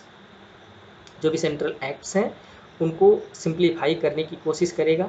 ठीक है, उनको फिर से एक्सप्लेन करने की कोशिश करेगा, ताकि उसकी जो एनॉमलीज़ हैं, जो भी उसमें एम्बिगिटीज़ हैं, मतलब जो भी कन्फ्यूजन वगैरह है, इनिक्विटीज़ हैं, असमानताएं वगैरह हैं, उन सब चीज़ों को दूर किया जा सके। ठीक है। तो थोड़ा सा लॉ कमीशन का हम लोग बैकग्राउंड देख लेते हैं। जो लॉ कमीशन है इसको गवर्नमेंट बनाती है समय समय पे। ठीक है। ओरिजिनली सबसे पहले ये 1955 में कंस्टिट्यूट किया गया, उसके बाद इसको बार बार हर 3 साल पे रिकंस्टिट्यूट किया जाता है। जो इसके पहले वाला 21st वाला लॉ कमीशन था, उसका जो टेन्योर था 2018 में ख़त्म हुआ, और अभी तक लॉ कमीशन ने 277 रिपोर्ट्स दे चुका है। ठीक है। तो ये लॉ कमीशन के बारे में आप थोड़ा सा जान लीजिए, इतना बहुत है। उसके बाद दोस्तों अगला जो हमारा टॉपिक है वो है कम्युनिटी रेडियो के बारे में, और इसका जो कंटेक्स्ट है, ministry of information and broadcasting. ये कम्युनिटी रेडियो एक मूवमेंट चला रही है, जिसकी वजह से लोगों का पार्टिसिपेशन किसमें, एडमिनिस्ट्रेशन और गवर्नेंस में। ठीक है। इन्वॉल्वमेंट और ओनरशिप, ये क्या कहते हैं, बढ़ाया जा सके लोकल कम्युनिटी रेडियो के थ्रू। और ये जो कम्युनिटी रेडियो होगा, इसमें जो पार्टिसिपेशन होगा, इन्वॉल्वमेंट और ओनरशिप होगा, वो सब किसका होगा, लोकल कम्युनिटी का होगा। दोस्तों इससे क्या फ़ायदा होगा, फ़ायदा ये होगा कि जो लोकल कम्युनिटीज़ होगी उसके पास समय पे पर्याप्त इन्फॉर्मेशन होगा, और अगर किसी भी पर्सन के पास इन्फॉर्मेशन होती है, करेक्ट इन्फॉर्मेशन होती है, तो उस सिटीजन को, उस समाज को एम्पावर्ड सोसाइटी माना जाता है। ठीक है दोस्तों। तो एम जो है इसका वो यही है, information dissemination and further empowerment of the people, जो कि हमने आपको बता दिया। प्रेजेंट टाइम में लगभग 276 कम्युनिटी रेडियो स्टेशंस हैं जो कि इंडिया में ऑपरेटिंग है। अब एक बार देख लेते हैं ना कि देखिए दोस्तों, जो आज हमने स्टार्टिंग में थोड़ी सी स्ट्रेटजी बताई, उस पर हमारा जो मेन फोकस था वो यही था कि आपको जो छोटे छोटे टॉपिक्स हैं, छोटी छोटी चीज़ें हैं, उसका डेफिनीसन आपको पता हो, एक लाइन में, 2 लाइन में। तो इससे क्या होगा कि जो आपका आंसर की क्वालिटी होगी वो क्या हो जाएगी, इन्हांस हो जाएगी। ठीक है, तो सबसे पहले एक हम ये देख लेते हैं कि कम्युनिटी रेडियो एक्चुअली होता क्या है। Community radios are the small low power FM radio stations with the coverage area of 10 to 15 kilometre radius depending on the geography of the area. देखिए दोस्तों, ब्रॉडली 2 कैटेगरी की ब्रॉडकास्टिंग होती है, 2 category के radios होते हैं। एक प्राइवेट रेडियो होता है, एक पब्लिक रेडियो होता है। तो एक प्राइवेट रेडियो जो होता है, आप उसमें देख सकते हैं कि तमाम तरह के FM वगैरह होते हैं। और जो पब्लिक ब्रॉडकास्टिंग रेडियो होता है, उसमें आप विविध भारती देख लीजिए, जो कि सूचना एवं प्रसारण मंत्रालय के द्वारा इंफॉर्मेशन एंड ब्रॉडकास्टिंग मिनिस्ट्री के अंदर में चलाया जाता है। तो वो एक पब्लिक रेडियो हो गया। ये तीसरी कैटेगरी का है, जिसको हम लोकल रेडियो बोलते हैं, या आप कह सकते हैं कि कम्युनिटी रेडियो बोल सकते हैं। ठीक है, ये ना तो पूरी तरह से प्राइवेट है और ना तो पूरी तरह से पब्लिक है। इसमें जो लोग हैं, जो पार्टिसिपेंट हैं, जो इसको ऑपरेट कर रहे हैं, वो क्या है, वो पब्लिक पर्सनालिटी भी उसमें है। जैसे मान लीजिए ग्राम पंचायत वगैरह हो गई, और उसके साथ साथ जो आम जनता है वो भी इसमें पार्टिसिपेट करती है। ठीक है, community radio stations play a significant role in dissemination of agriculture related information। Obviously ये सब सारी चीज़ें होती हैं। अब जैसे आप देखिए कि जो पब्लिक रेडियो है, उसमें बहुत सारी चीज़ें आती हैं जो किसान से रिलेटेड प्रोग्राम होते हैं। तो गवर्नमेंट किसानों के लिए करती है, जैसे आप DD भारती पे देख लीजिए। ठीक है, किसानों के लिए प्रोग्राम आता है। तो उसी तरह से जो कम्युनिटी रेडियो होता है, उस पर भी एग्रीकल्चर से रिलेटेड इन्फॉर्मेशन, फिर गवर्नमेंट की पॉलिसीज, स्कीम्स, उसके बारे में जो भी चीज़ें हो रही हैं उसके बारे में इन्फॉर्मेशन दिया जाता है। फिर वेदर फोरकास्ट के बारे में दिया जाता है, कोई डिजास्टर आता है तो उसकी सूचना दी जाती है। ठीक है, तो ये सब चीज़ें। अब देखिए कम्युनिटी रेडियो का एक फ़ायदा आप इस तरह से समझ सकते हैं कि इस समय कोविड-19 के सिचुएशन में कि लोगों को सही जानकारी टाइम पे मिल सकती है। क्योंकि आप देख सकते हैं कि मीडिया पे, सोशल मीडिया पे तमाम खबरें होती हैं, र्यूमर्स होते हैं, प्रोपेगेंडा होते हैं, जो कि अननेसेसरली जो है सोसाइटी में पैनिक क्रिएट कर देती है। तो ऐसे सिचुएशन में कम्युनिटी रेडियो बहुत ज़्यादा हेल्पफुल हो जाता है, जब कोई डिजास्टर या कोई पैंडेमिक इस टाइप का होता है, जहाँ पे गवर्नमेंट को सीधा बात करना होता है पब्लिक से। वहाँ पे इस तरह की व्यवस्था जो है बहुत ही ज़्यादा कारगर साबित होती है। कम्युनिटी रेडियो अब किस किस चीज़ में यूजफुल होती है, इसमें हम देख लेते हैं कि speaking to communities in local languages. Obviously जो कम्युनिटी रेडियो होगा, अब उसका 10-15 किलोमीटर का रेडियस ही है, तो जो वहाँ पे स्टेशन पे बैठ के बोलने वाला है वो तो आपका लोकल लैंग्वेज ही बोलने वाला होगा ना। तो आपका जो कम्युनिटी रेडियो में आप कह सकते हैं कम्युनिकेशन होता है, वो लोकल लैंग्वेज में होता है। फिर using terms and phrases that easily and locally understood, ऐसे ऐसे उदाहरण देगा, ऐसे ऐसे फ्रेजेज, ऐसे ऐसे शब्दों का यूज करेगा वो बोलने वाला व्यक्ति, कि जो आसानी से वहाँ की लोकल कम्युनिटी को समझ में आ जाएगी। उसके बाद providing two way interactive social learning through the listening clubs, call in show. ठीक है, उसके बाद अदर फॉर्म्स ऑफ एक्सचेंजेज। अब 15 किलोमीटर का रेडियस है, कोई रेडियो स्टेशन है, वो कॉल इन क्लब मतलब कि बुला लिया किसी को, लोगों को, और वहाँ पे 2-वे कम्युनिकेशन कर लिया, बातें कर लिया, सारी चीज़ें। तो ये कुल मिला के कह सकते हैं आप कि यहाँ पे 2-वे कम्युनिकेशन भी पॉसिबल होता है। उसके बाद communicating local knowledge, needs, demands beyond the community to inform policy, research and other communities. ठीक है, तो इससे जो लोकल नीड्स है, जो उनकी आवश्यकताएं हैं, जो अपेक्षाएं हैं, ठीक है, वो सब सारी चीज़ें जो है पॉलिसी मेकर्स और रिसर्च के लोगों के पास तक बहुत ही आसानी से पहुंचाई जा सकती है। उसके बाद प्रोवाइडिंग द ओनली मीडिया। ठीक है, providing the only media available to communities that have little or no access to other methods of conveying information and knowledge। ऐसे सोसाइटी, ऐसे एरिया जहाँ पे कम्युनिकेशन की फैसिलिटीज़ नहीं है, या बहुत कम है, या ना के बराबर है, उन लोगों तक भी इंफॉर्मेशन, ये सब सारी चीज़ें पहुँचाने के लिए बहुत ज़्यादा कारगर साबित हो जाता है। Bringing together people stake holder such as the livelihoods, community leaders, organisations, governance, इन सब सारी चीज़ों को एक प्लेटफॉर्म पे, एक जगह पे ले आया जा सकता है। उसके बाद कम्युनिटी रेडियो का हमने बताया डिजास्टर मैनेजमेंट में भी डिजास्टर मैनेजमेंट के टाइम पे भी रोल हो सकता है। और ये 3 स्टेजेज पे हो सकता है कि डिजास्टर कोई आने वाला है, मतलब प्री डिजास्टर फेज में, या ड्यूरिंग द डिजास्टर जब आप कोई वेलफेयर प्रोग्राम चला रहे हैं, रिहेबिलिटेशन का प्रोग्राम चला रहे हैं, तो उस समय पे लोगों को सूचनाएं, लोगों को बुलाने के लिए यूज किया जा सकता है। या फिर जब हम पोस्ट डिजास्टर हो जाता है, डिजास्टर आने के बाद जब हम वापस से रीबिल्ड करते हैं सारी चीज़ें, फिर से डेवलपमेंट करने की कोशिश करते हैं, तो उस समय रेडियो स्टेशन हमारे लिए बहुत ही ज़्यादा लाभदायक साबित होते हैं। अब उसके बाद हम देखते हैं दोस्तों, जो कम्युनिटी रेडियो है इसके डेवलपमेंट में चैलेंजेज क्या क्या हैं। तो सबसे पहला चैलेंजेज यही है कि lack of journalistic and technical skills thus the consistent demand for the training. ठीक है, मतलब जो लोकल रेडियो है, जो वहाँ पे काम करने वाले हैं, उनके पास कोई इस तरह का स्किल नहीं है, बहुत ज़्यादा प्रोफेशनल स्किल नहीं है। तो ऐसे में क्या होगा कि जो कम्युनिटी रेडियो होगा उसका जो डेवलपमेंट है, या इस तरह से कह दीजिए कि जो उसका फुल पोटेंशियल यूटिलाइजेशन होना चाहिए वो नहीं हो पाता है। उसके बाद कम्युनिटी पार्टिसिपेशन भी एक चैलेंज है, क्योंकि in practice participation is harder than it seems because it is labour intensive, requires the right attitude, skills and mobile equipments. मतलब ऐसा माना जाता है कि जो कम्युनिटी रेडियो होगा उसमें कम्युनिटी का पार्टिसिपेशन होना चाहिए, और कम्युनिटी को ही पार्टिसिपेट करके सब कुछ किया जाएगा। लेकिन जो इतना कहने में जितना आसान है, उतना आसान एक्चुअली ग्राउंड लेवल पे होता नहीं है, क्योंकि ये जो पार्टिसिपेशन है, जो इसमें काम करने वाले लोग होने चाहिए वो स्किल्ड होने चाहिए। ठीक है, उनके पास कुछ ऐसे राइट्स और एटीट्यूड्स होने चाहिए, और लेबर की ज़्यादा ज़रूरत होती है। तो इसकी वजह से, इन सब चीज़ों की कमी की वजह से लोगों का पार्टिसिपेशन सुनिश्चित नहीं किया जा सकता है।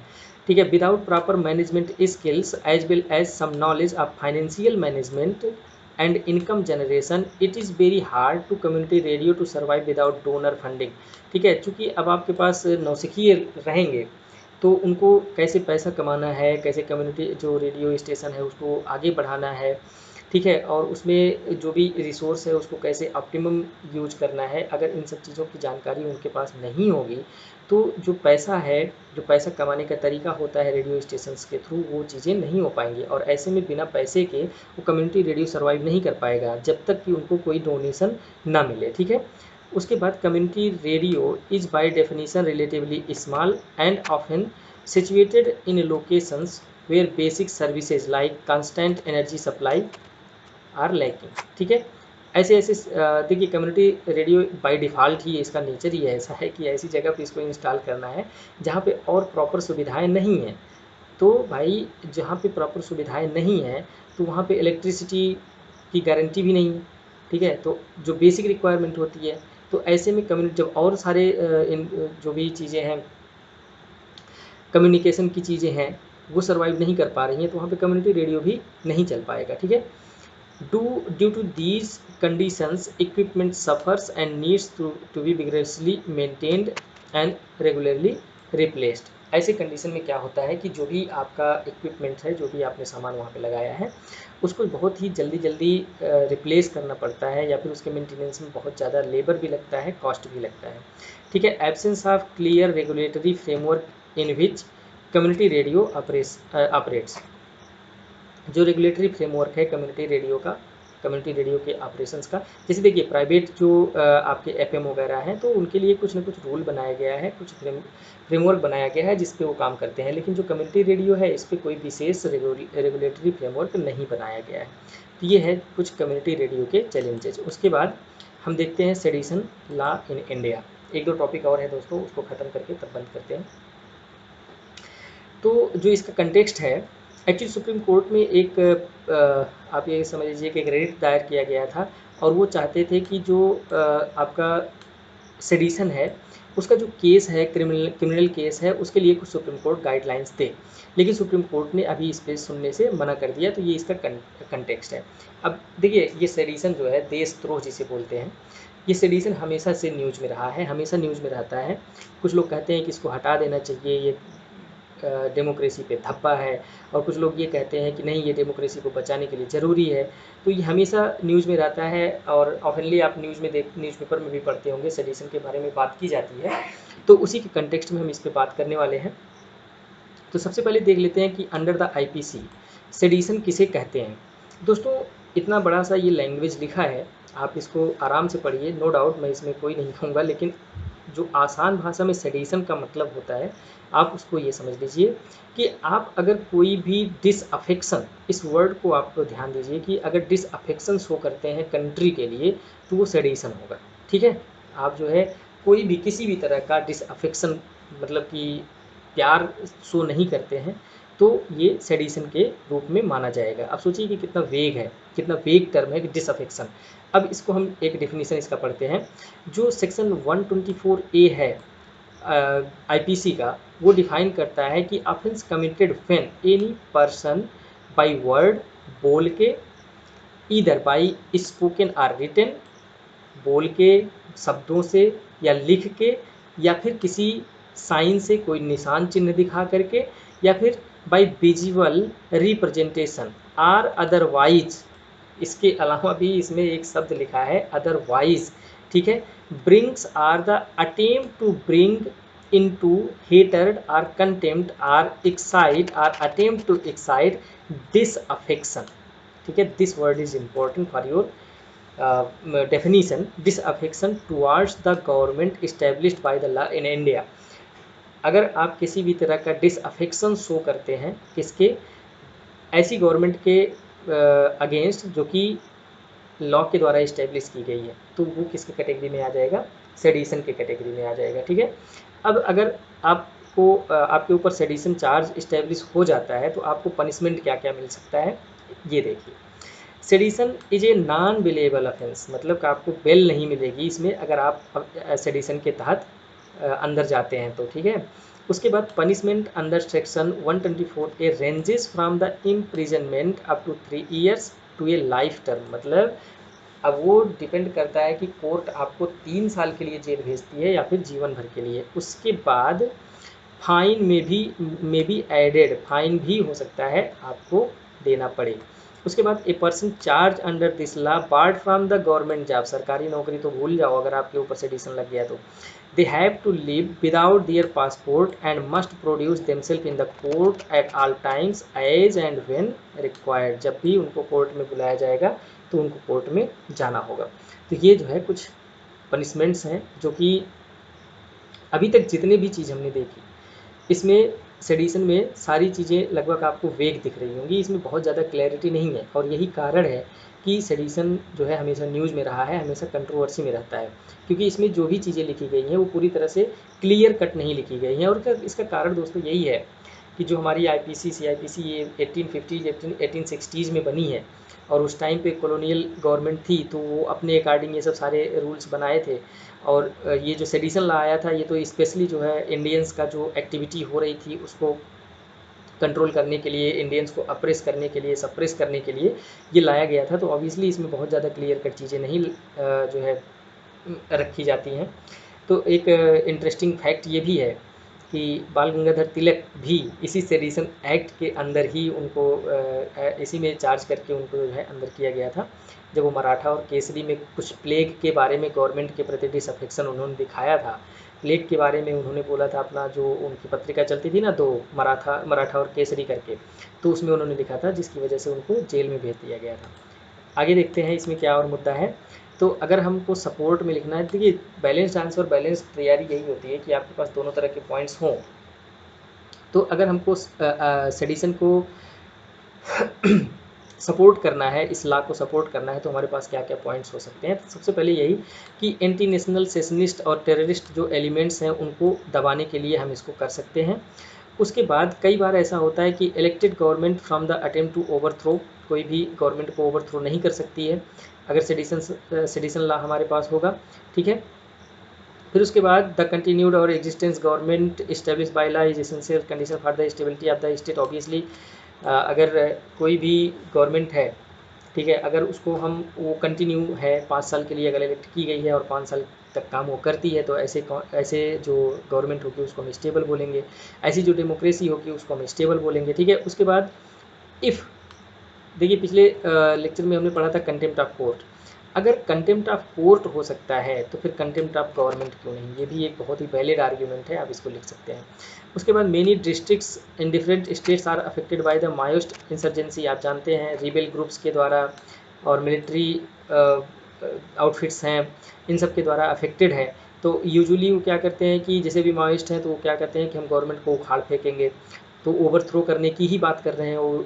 एक तरह से देखा जाए तो ऐसे लोगों को कंट्रोल करने के लिए हमको सेडिशन लॉ की ज़रूरत पड़ती है। उसके बाद एवोल्यूशन ऑफ द सेक्शन 124 बोल बच्चन है कि ये इल एडवाइज्ड होगा, ठीक है, बल्कि इसको और भी अच्छे तरीके से वही सारी चीज़ें, banning is the not ultimate solution but you should look after the regulation, ठीक है। तो ये वही चीज़ है कि आपको एवोल्यूशन नहीं करना चाहिए, एबोलिश मत कीजिए पूरी तरह से, इसको जो है और भी थोड़ा सा डेमोक्रेटिक मैनर में लागू कीजिए। उसके बाद अगर हम देखें तो इसके अगेंस्ट में हम क्या क्या दे सकते हैं आर्ग्यूमेंट। सबसे पहले ये कि ये कॉलोनियल लीगेसी मतलब उस टाइम पे लागू किया गया था और ये अनसूटेड फॉर द डेमोक्रेसी, डेमोक्रेसी के लिए ये अनसूटेड है, इस डेमोक्रेसी में ऐसे लॉज नहीं होने चाहिए। उसके बाद dissent and criticism in the government essential ingredients for the democracy. आप क्रिटिसाइज नहीं करेंगे गवर्नमेंट को, आप जो है बोलेंगे नहीं कोई चीज़, तो न तो गवर्नमेंट सुधरेगी और ना ही आपका जो फंडामेंटल राइट है फ्रीडम ऑफ एक्सप्रेशन है स्पीच का, तो ना तो वो हो पाएगा, ठीक है। इवन जो ब्रिटिश गवर्नमेंट थी उन्होंने इंडिया में लागू किया था, ठीक है, उस ब्रिटिश ने इंडिया में लागू किया था, लेकिन अभी इस समय में उनके यहाँ ये सेडिशन लॉ को एबोलिश कर दिया गया है, तो इंडिया के पास कोई भी ऐसा रीज़न नहीं है कि इसको एबोलिश ना करे, ठीक है। तो ये भी एक वैलिड रीज़न आप दे सकते हैं आर्गूमेंट इसके अगेंस्ट में, ठीक है। उसके बाद the term used in the section disaffection, हमने बताया ना था कि ये बहुत ज़्यादा वेग है, डिसअफेक्शन डिफाइन ही नहीं है, किसी भी चीज़ को कभी भी कोर्ट या गवर्नमेंट कह सकती है डिसअफेक्शन है, ठीक है। तो ये सब सारी चीज़ें हैं, इसको आगे इसके अगेंस्ट में आप आर्गूमेंट कर सकते हैं। अब इसके बाद देख लेते हैं दोस्तों जो लॉ कमीशन है वो सेडिशन के बारे में क्या कहती है, क्योंकि लॉ कमीशन का तो ये काम होता है कि वो जो भी रूल्स हैं हमारे यहाँ, जो भी रेगुलेशंस हैं उसके बारे में वो बात करे, उसकी जांच पड़ताल करे और उस पर जो है गवर्नमेंट को रिकमेंड करे। तो देखिए बहुत सारे एक रिपोर्ट आई है, एक रिपोर्ट के बाद दूसरा रिपोर्ट, दूसरा रिपोर्ट के बाद दूसरा रिपोर्ट, तो ये एक पॉइंट समझ लीजिए एक रिपोर्ट में कही गई बात है, अगला पॉइंट अगले रिपोर्ट में कही गई बात है, ठीक है दोस्तों। तो इस तरह से इसको आप समझिएगा। तो किसी एक रिपोर्ट में उन्होंने कहा कि it is the time to rethink और repeal the section 124A of the IPC, ठीक है। उन्होंने किसी एक रिपोर्ट में कहा था इसके पहले कि हमको रीथिंक या रिपील करने की ही ज़रूरत है। फिर उसके बाद में क्या किया कि law commission had rejected the idea of repelling, फिर उसके बाद अगले रिपोर्ट में उन्होंने कहा कि नहीं, रिपील करने की ज़रूरत नहीं है।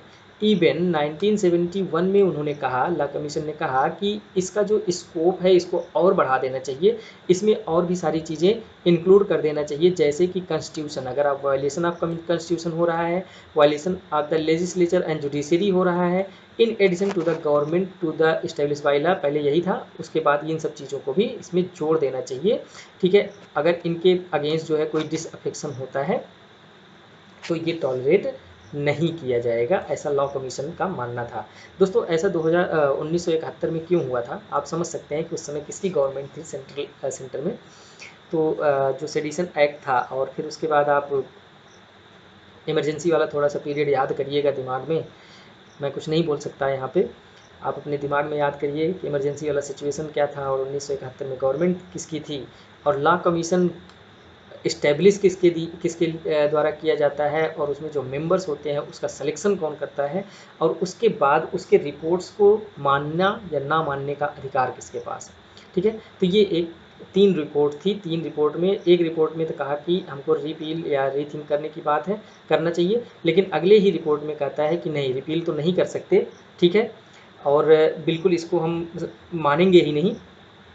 उसके बाद फर्दर इसके आगे बढ़ के कहता है कि नहीं, इसका जो स्कोप है और बढ़ा दो। उसके बाद जब अब जो रिसेंट रिपोर्ट आई है उसमें ये कहा गया है कि law commission had suggested invoking 124A to only criminalise acts committed with the intention to disrupt public order or to overthrow government with the violence and illegal means. अभी जो रिसेंट का इनका रिपोर्ट है, रिसेंट में जो ये कहते हैं कि अभी सेडिशन हमको उसी केस में लगाना चाहिए जहाँ पे क्रिमिनल एक्ट्स हों और ऐसे काम किए जा रहे हों जहाँ पे गवर्नमेंट को ओवरथ्रो करने की कोशिश की जा रही हो या फिर जो पब्लिक ऑर्डर है उसको डिसरप्ट करने की कोशिश की जा रही हो, और वो भी वायलेंस के साथ और इलीगल मतलब अवैध साधनों के अनुसार। ठीक है, तो ये आपका वे फॉरवर्ड हो सकता है जो लॉ कमीशन का लेटेस्ट रिपोर्ट कहती है। ठीक है, तो ये हमारा हो गया लॉ कमीशन के बारे में।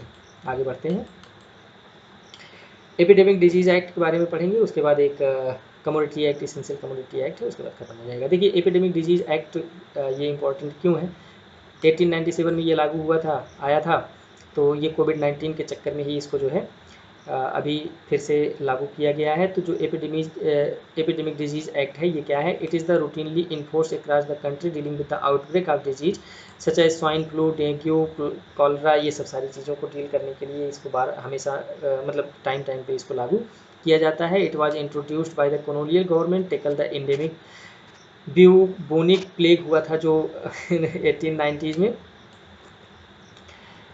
मुंबई में, तो उससे निपटने के लिए इसको जो है लागू किया गया था। ठीक है, यही प्लेग था जो जिसके बारे में तिलक जी ने बोला था और जेल चले गए थे। ठीक है, अभी जो है जो एपिडेमिक्स एक्ट है इसमें क्या प्रोविजंस होते हैं, इसमें सबसे बड़ा जो प्रोविज़न है दोस्तों कि इसमें स्टेट गवर्नमेंट और यूटीज़ के पास ये पावर हो जाता है कि वो स्पेशल मीजर्स जो भी उसको ज़रूरी लगे, जो भी वो ज़रूरी समझे, उसको वो लागू करे। किस चीज़ के लिए, जो स्प्रेड हो रहा है उसको कम करने के लिए।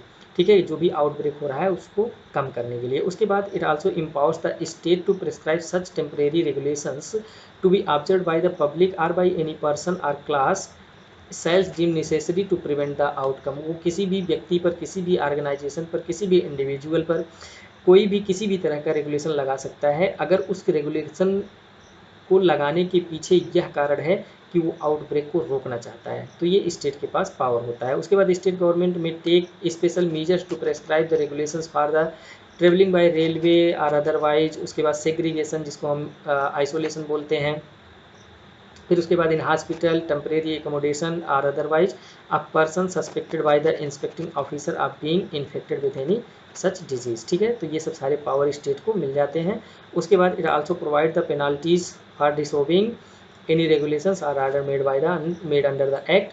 अगर किसी मतलब उस एक्ट में जो भी प्रोविज़न है, अगर उसका कोई रेगुलेशन वायलेशन करता है, कोई उसके खिलाफ काम करता है, तो ये पेनाल्टीज़ की भी बात करता है। उसके बाद it also gives the legal protection to the implementing officers acting under the act. ये इस समय आप इसको फील कर सकते हैं कि जो हमारे यहाँ के पुलिस हैं वो काफ़ी अपने पावर में है, फुल पावर में है।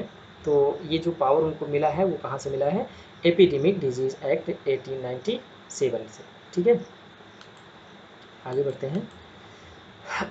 ये क्रिटिसाइज़ क्यों किया गया था, इसको एक बार देख लीजिए कि historians have criticise the act for its potential to abuse. बस यही एक ही चीज़ है कि इसका एब्यूज भी किया जा सकता है, इसलिए इसको क्रिटिसाइज भी किया गया है, लेकिन हिस्ट्री में किया गया है। करंट सिचुएशन में अभी तो इसका कोई विशेष क्रिटिसिज्म नहीं है। ठीक है, उसके बाद रिसेंट चेंज इसमें क्या किया गया था, यही मेन इम्पॉर्टेंट था। ये इम्पॉर्टेंट था जो अभी रिसेंट इसमें अमेंडमेंट किया गया था। दोस्तों इसको मैं जो कोरोना वाला टॉपिक हम लोगों का लिस्ट है मैं उसमें भी इसको इंक्लूड किया हूँ, लेकिन अभी इसको मैं यहीं पे कर ले रहा हूँ। उसका जो अमेंडमेंट है तो वहाँ पे करने की ज़रूरत नहीं होगी। तो अमेंडमेंट क्या किया गया है, the cabinet amended the act through ordinancing. ठीक है, आर्डिनेंस आया stating that the commission are abatement of acts of violence against किसके, health care service personal shall be punished with the imprisonment of term 3 months to 5 years and with the fine of 50,000 to the 2 lakh. मतलब ये कि अगर health care workers, देखिए बीच में क्या हुआ था कि आप देखे होंगे कि बहुत सारे केसेस ऐसे आए थे कि हेल्थ केयर जो भी वर्कर्स थे उनके ऊपर पथराव कर दिया गया, उनके ऊपर ईंटें फेंके गए, या हॉस्पिटल में उनके साथ बदतमीज़ी की गई, उनके सामने अलग अलग तरीक़ों से रिप्रेजेंटेशन किया गया। तो ये सब सारी चीज़ें देखे होंगे आप लोग, न्यूज़ में देखे ही होंगे। तो इसी सब चीज़ों को ध्यान में रखने के लिए, ध्यान में रख करके ये अमेंडमेंट किया गया है। ठीक है, तो उनको जो है ये पनिशेबल ऑफेंस बना दिया गया है कि अगर आप किसी भी हेल्थ वर्कर के साथ कोई भी वायलेंस करते हैं तो उसके साथ साथ in case of causing grievous hurt, अगर आप ज़्यादा इंजरी वगैरह कर देते हैं, किसी को जान से मार देते हैं, तो जो आपका इम्प्रिजनमेंट होगा वो 6 मंथ टू 7 ईयर्स और फाइन 1 लाख से 5 लाख बढ़ा दिया जाएगा। तो दोस्तों ये एपिडेमिक एक्ट में ये जो है हमारा अमेंडमेंट था। तो ये छोटा सा टॉपिक था, आप इसको देख सकते हैं। अब इसमें अगर वे फॉरवर्ड लिखना है तो इसमें कुछ विशेष वे फॉरवर्ड नहीं है। There is a need for strengthen legal framework to prevent the corona virus को कम करने के लिए कोई स्ट्रेंथन करने की ज़रूरत है हमको। उसके बाद there is a need for integrated comprehensive actionable relevant legal provisions for the control of outbreak articulated in right based people focused public health oriented manner. देखिए ये सब वर्ड्स मैं इसलिए यहाँ पे यूज़ किया हूँ क्योंकि दोस्तों ये सदाबहार वर्ड्स हैं, स्पेशली उन लोगों के लिए जो मेंस लिख रहे हैं। ठीक है, ये वर्ड्स आप अपने दिमाग में बैठा के रखिए। इंटीग्रेटेड वर्ड, कंप्रीहेंसिव, आप देखते होंगे कि मैक्सिमम जगह मैं इसको यूज करता हूँ। फिर उसके बाद एक्शनेबल एंड रिलेवेंट, ठीक है ये वर्ड। फिर उसके बाद आप ये right based approach, people focused effort, public health oriented manner. ठीक है, ये सब सारे वर्ड्स जो है बड़े बड़े वर्ड्स हैं। मुझे एक ही जगह मौका मिला तो मैं सारे वर्ड्स यहाँ पे यूज़ कर लिया जितना मुझे याद आया। ठीक है दोस्तों, तो ये सब सारे वर्ड्स आप इसको यूज कर सकते हैं कंक्लूजन के रूप में। ओके, ये हो गया आपका एपिडेमिक डिजीज़ एक्ट 1897। उसके बाद दोस्तों ये इंटरेस्टिंग है, ये जो उत्तर प्रदेश का ऑर्डिनेंस आया था रिकवरी, जो डैमेज हुआ था उसको रिकवरी करने के लिए। तो इसका कंटेक्स्ट यही है कि जो सीएए के अगेंस्ट लोग धरना प्रदर्शन कर रहे थे, उन्होंने बहुत ज़्यादा पब्लिक प्रॉपर्टीज़ को हर्ट किया, तो उसकी रिकवरी उत्तर प्रदेश सरकार ने कहा कि उसकी रिकवरी हम उन्हीं से लेंगे जो इसको डैमेज किए हैं। ठीक है, तो अभी जो है पब्लिक प्रॉपर्टी क्या होती है इसको हम जान लेते हैं। तो दोस्तों इतना बड़ा लिखा हुआ है, इतना बड़ा पढ़ने की कोई ज़रूरत नहीं है, आसान भाषा में मैं समझाता हूँ। ऐसी कोई प्रॉपर्टी जिसपे स्टेट इन द सेंस यहाँ पे गवर्नमेंट ले लीजिए, सेंट्रल या स्टेट गवर्नमेंट, जिसमें या तो डायरेक्टली स्टेक होल्डर है या तो कंसिडरेबली स्टेक होल्डर है या फिर उसका कोई इंटरेस्ट है। तो ऐसी कोई प्रॉपर्टी है तो उसको हम पब्लिक प्रॉपर्टी बोलते हैं। आपको अगर डेफिनीशन पढ़ना है तो आप यहाँ पे आसानी से पढ़ सकते हैं, कोई मुझे दिक्कत नहीं है, कोई मुझे आपत्ति नहीं है।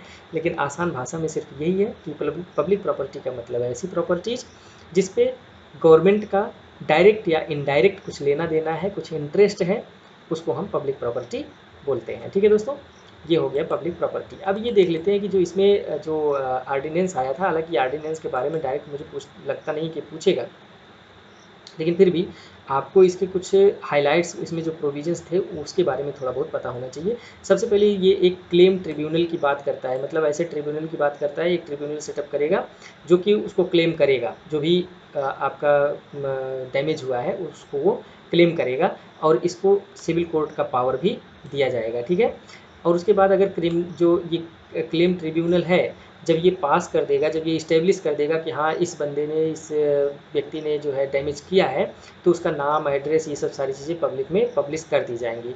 उसके बाद जो कंपनसेशन होगा वो उस व्यक्ति से लिया जाएगा, और जो कंपनसेशन ये ट्रिब्यूनल उसको अवार्ड करेगा, जो भी कंपनसेशन अमाउंट उसको बताएगा, will be the final and can not be appealed against before any civil court. ये इस सेंटेंस को आप मत भूलिएगा कि जो क्लेम ट्रिब्यूनल बनाया जाएगा उसका जो फाइनल डिसीजन है वही फाइनल डिसीजन है, उसको और किसी भी सिविल कोर्ट में जो है आप चैलेंज नहीं कर सकते हैं। ठीक है, क्योंकि उसको सिविल कोर्ट का ऑलरेडी अधिकार है। ठीक है, उसके बाद जो प्रोसीजर होगा कि किस प्रोसीजर से सुना जाएगा, ये ट्रिब्यूनल खुद डिसाइड करेगी टाइम टू टाइम, जैसा भी उसको समझ में आएगा, जैसा भी उसको प्रोसीजर फिट वो समझेगा, वैसा प्रोसीजर ये समय समय पे डालेगा। उसके बाद the ordinance also places the burden of proving. जैसे मान लीजिए कि आपको, इस सेंटेंस का मतलब मैं समझा दे रहा हूँ, फिर उसके बाद पढ़ लीजिएगा आप इसको। जैसे मान लीजिए कि आपको ये ट्रिब्यूनल में ये कहा गया कि आप जो है इस वायलेंस में शामिल थे, तो ये आपके ऊपर डिपेंड करता है कि आपके ऊपर इसका उत्तरदायित्व है कि आप इस चीज़ को प्रूव कीजिए कि नहीं भाई मैं नहीं था। ठीक है, अदरवाइज जो ट्रिब्यूनल है वो यही मान के चलेगी कि आप इस वायलेंस में शामिल थे, इस धरना प्रदर्शन में, इस तोड़ फोड़ में शामिल थे। अगर आपको साबित करना है कि आप नहीं थे, तो उसका जो भी प्रूफ देना है, जो भी डॉक्यूमेंट देना है, वो आपको खुद देना होगा। ये जो है इस ऑर्डिनेंस में कहा गया है। उसके बाद प्रिंसिपल ऑफ एब्सोल्यूट लायबिलिटी की बात की गई है कि जो भी लायबिलिटी है, जो भी डैमेज काज हुआ है, उसको आप खुद भरेंगे। एब्सोल्यूट लायबिलिटी है इसमें। ठीक है, तो आप सोच सकते हैं कि कितना ये टफ था, है। तो ये सब जो है इसमें इसके की हाइलाइट्स हैं। अगर पूछता है, देखिए पूछने का एक सेंस ये भी हो सकता है कि अगर मान लीजिए कि ये पूछता है कि जो ये ऑर्डिनेंस आया गया था, इसको क्रिटिकली एनालाइज कीजिए। तो जब आप क्रिटिकली एनालाइज करेंगे तो आपको ये सब सारे पॉइंट्स वहाँ पे लिखने होंगे और बताना होगा कि ये सब जो है, जो मूल भावना है डेमोक्रेसी की, उसके खिलाफ है। ठीक है, तो आप इसको क्रिटिकली एनालाइज कर दीजिएगा। उसके बाद एक समस्या इसमें और थी कि ये आर्डिनेंस तब लाया गया था कि जब हाई कोर्ट ने कहा कि जो भी, चूँकि इसके पहले क्या हुआ था कि आर्डिनेंस लाने के पहले ही उत्तर प्रदेश गवर्नमेंट ने ऐसे लोगों को चिन्हित करके उनका नाम वाम एड्रेस वेड्रेस लिख के होर्डिंग बैनर सब लखनऊ में लगवा दिया था, ठीक है, और भी शहरों में लगवा दिया था। तो हाई कोर्ट में उसको चैलेंज किया गया था, तो हाई कोर्ट ने उनको डेडलाइन दिया था कि आप जो है इस डेडलाइन के पहले आप ये सारे होर्डिंग बैनर उतार दीजिए। लेकिन उत्तर प्रदेश गवर्नमेंट ने क्या किया कि उस डेडलाइन के पहले ही आर्डिनेंस ले आए, और आर्डिनेंस का मतलब आप समझ ही सकते हैं कि जब सेशन चल नहीं रहा हो असेंबली का, तो उस समय पे आर्डिनेंस लाया जा सकता है, और उस आर्डिनेंस का महत्व वही होगा जो एक एक्ट का महत्व होता है। तो अगले 6 महीने तक तो वो एक्ट है, ठीक है, उसके बाद देखा जाएगा कि वो पास हो रहा है कि नहीं हो रहा है, वो तो बात की बात है। तो आर्डिनेंस ले आए, अब आर्डिनेंस जब आ गया तो उसमें कुछ हाई कोर्ट भी विशेष नहीं कर सकती है, ठीक है, तो इसीलिए ये एक प्रॉब्लम था, इसको भी आप लिख सकते हैं। उसके बाद these were the name and same hoardings of people accused allegedly damaging property during riots protest against CAA, ठीक है, none of these people had gone through the legal process to establish guilt and remain vulnerable to violence, ठीक है। उसके बाद so this ordinance seems to an example of the unique extra judicial interpretation of the law, ठीक है, ये आपका conclusion हो जाएगा, कंक्लूजन के रूप में आप इसको लिख सकते हैं।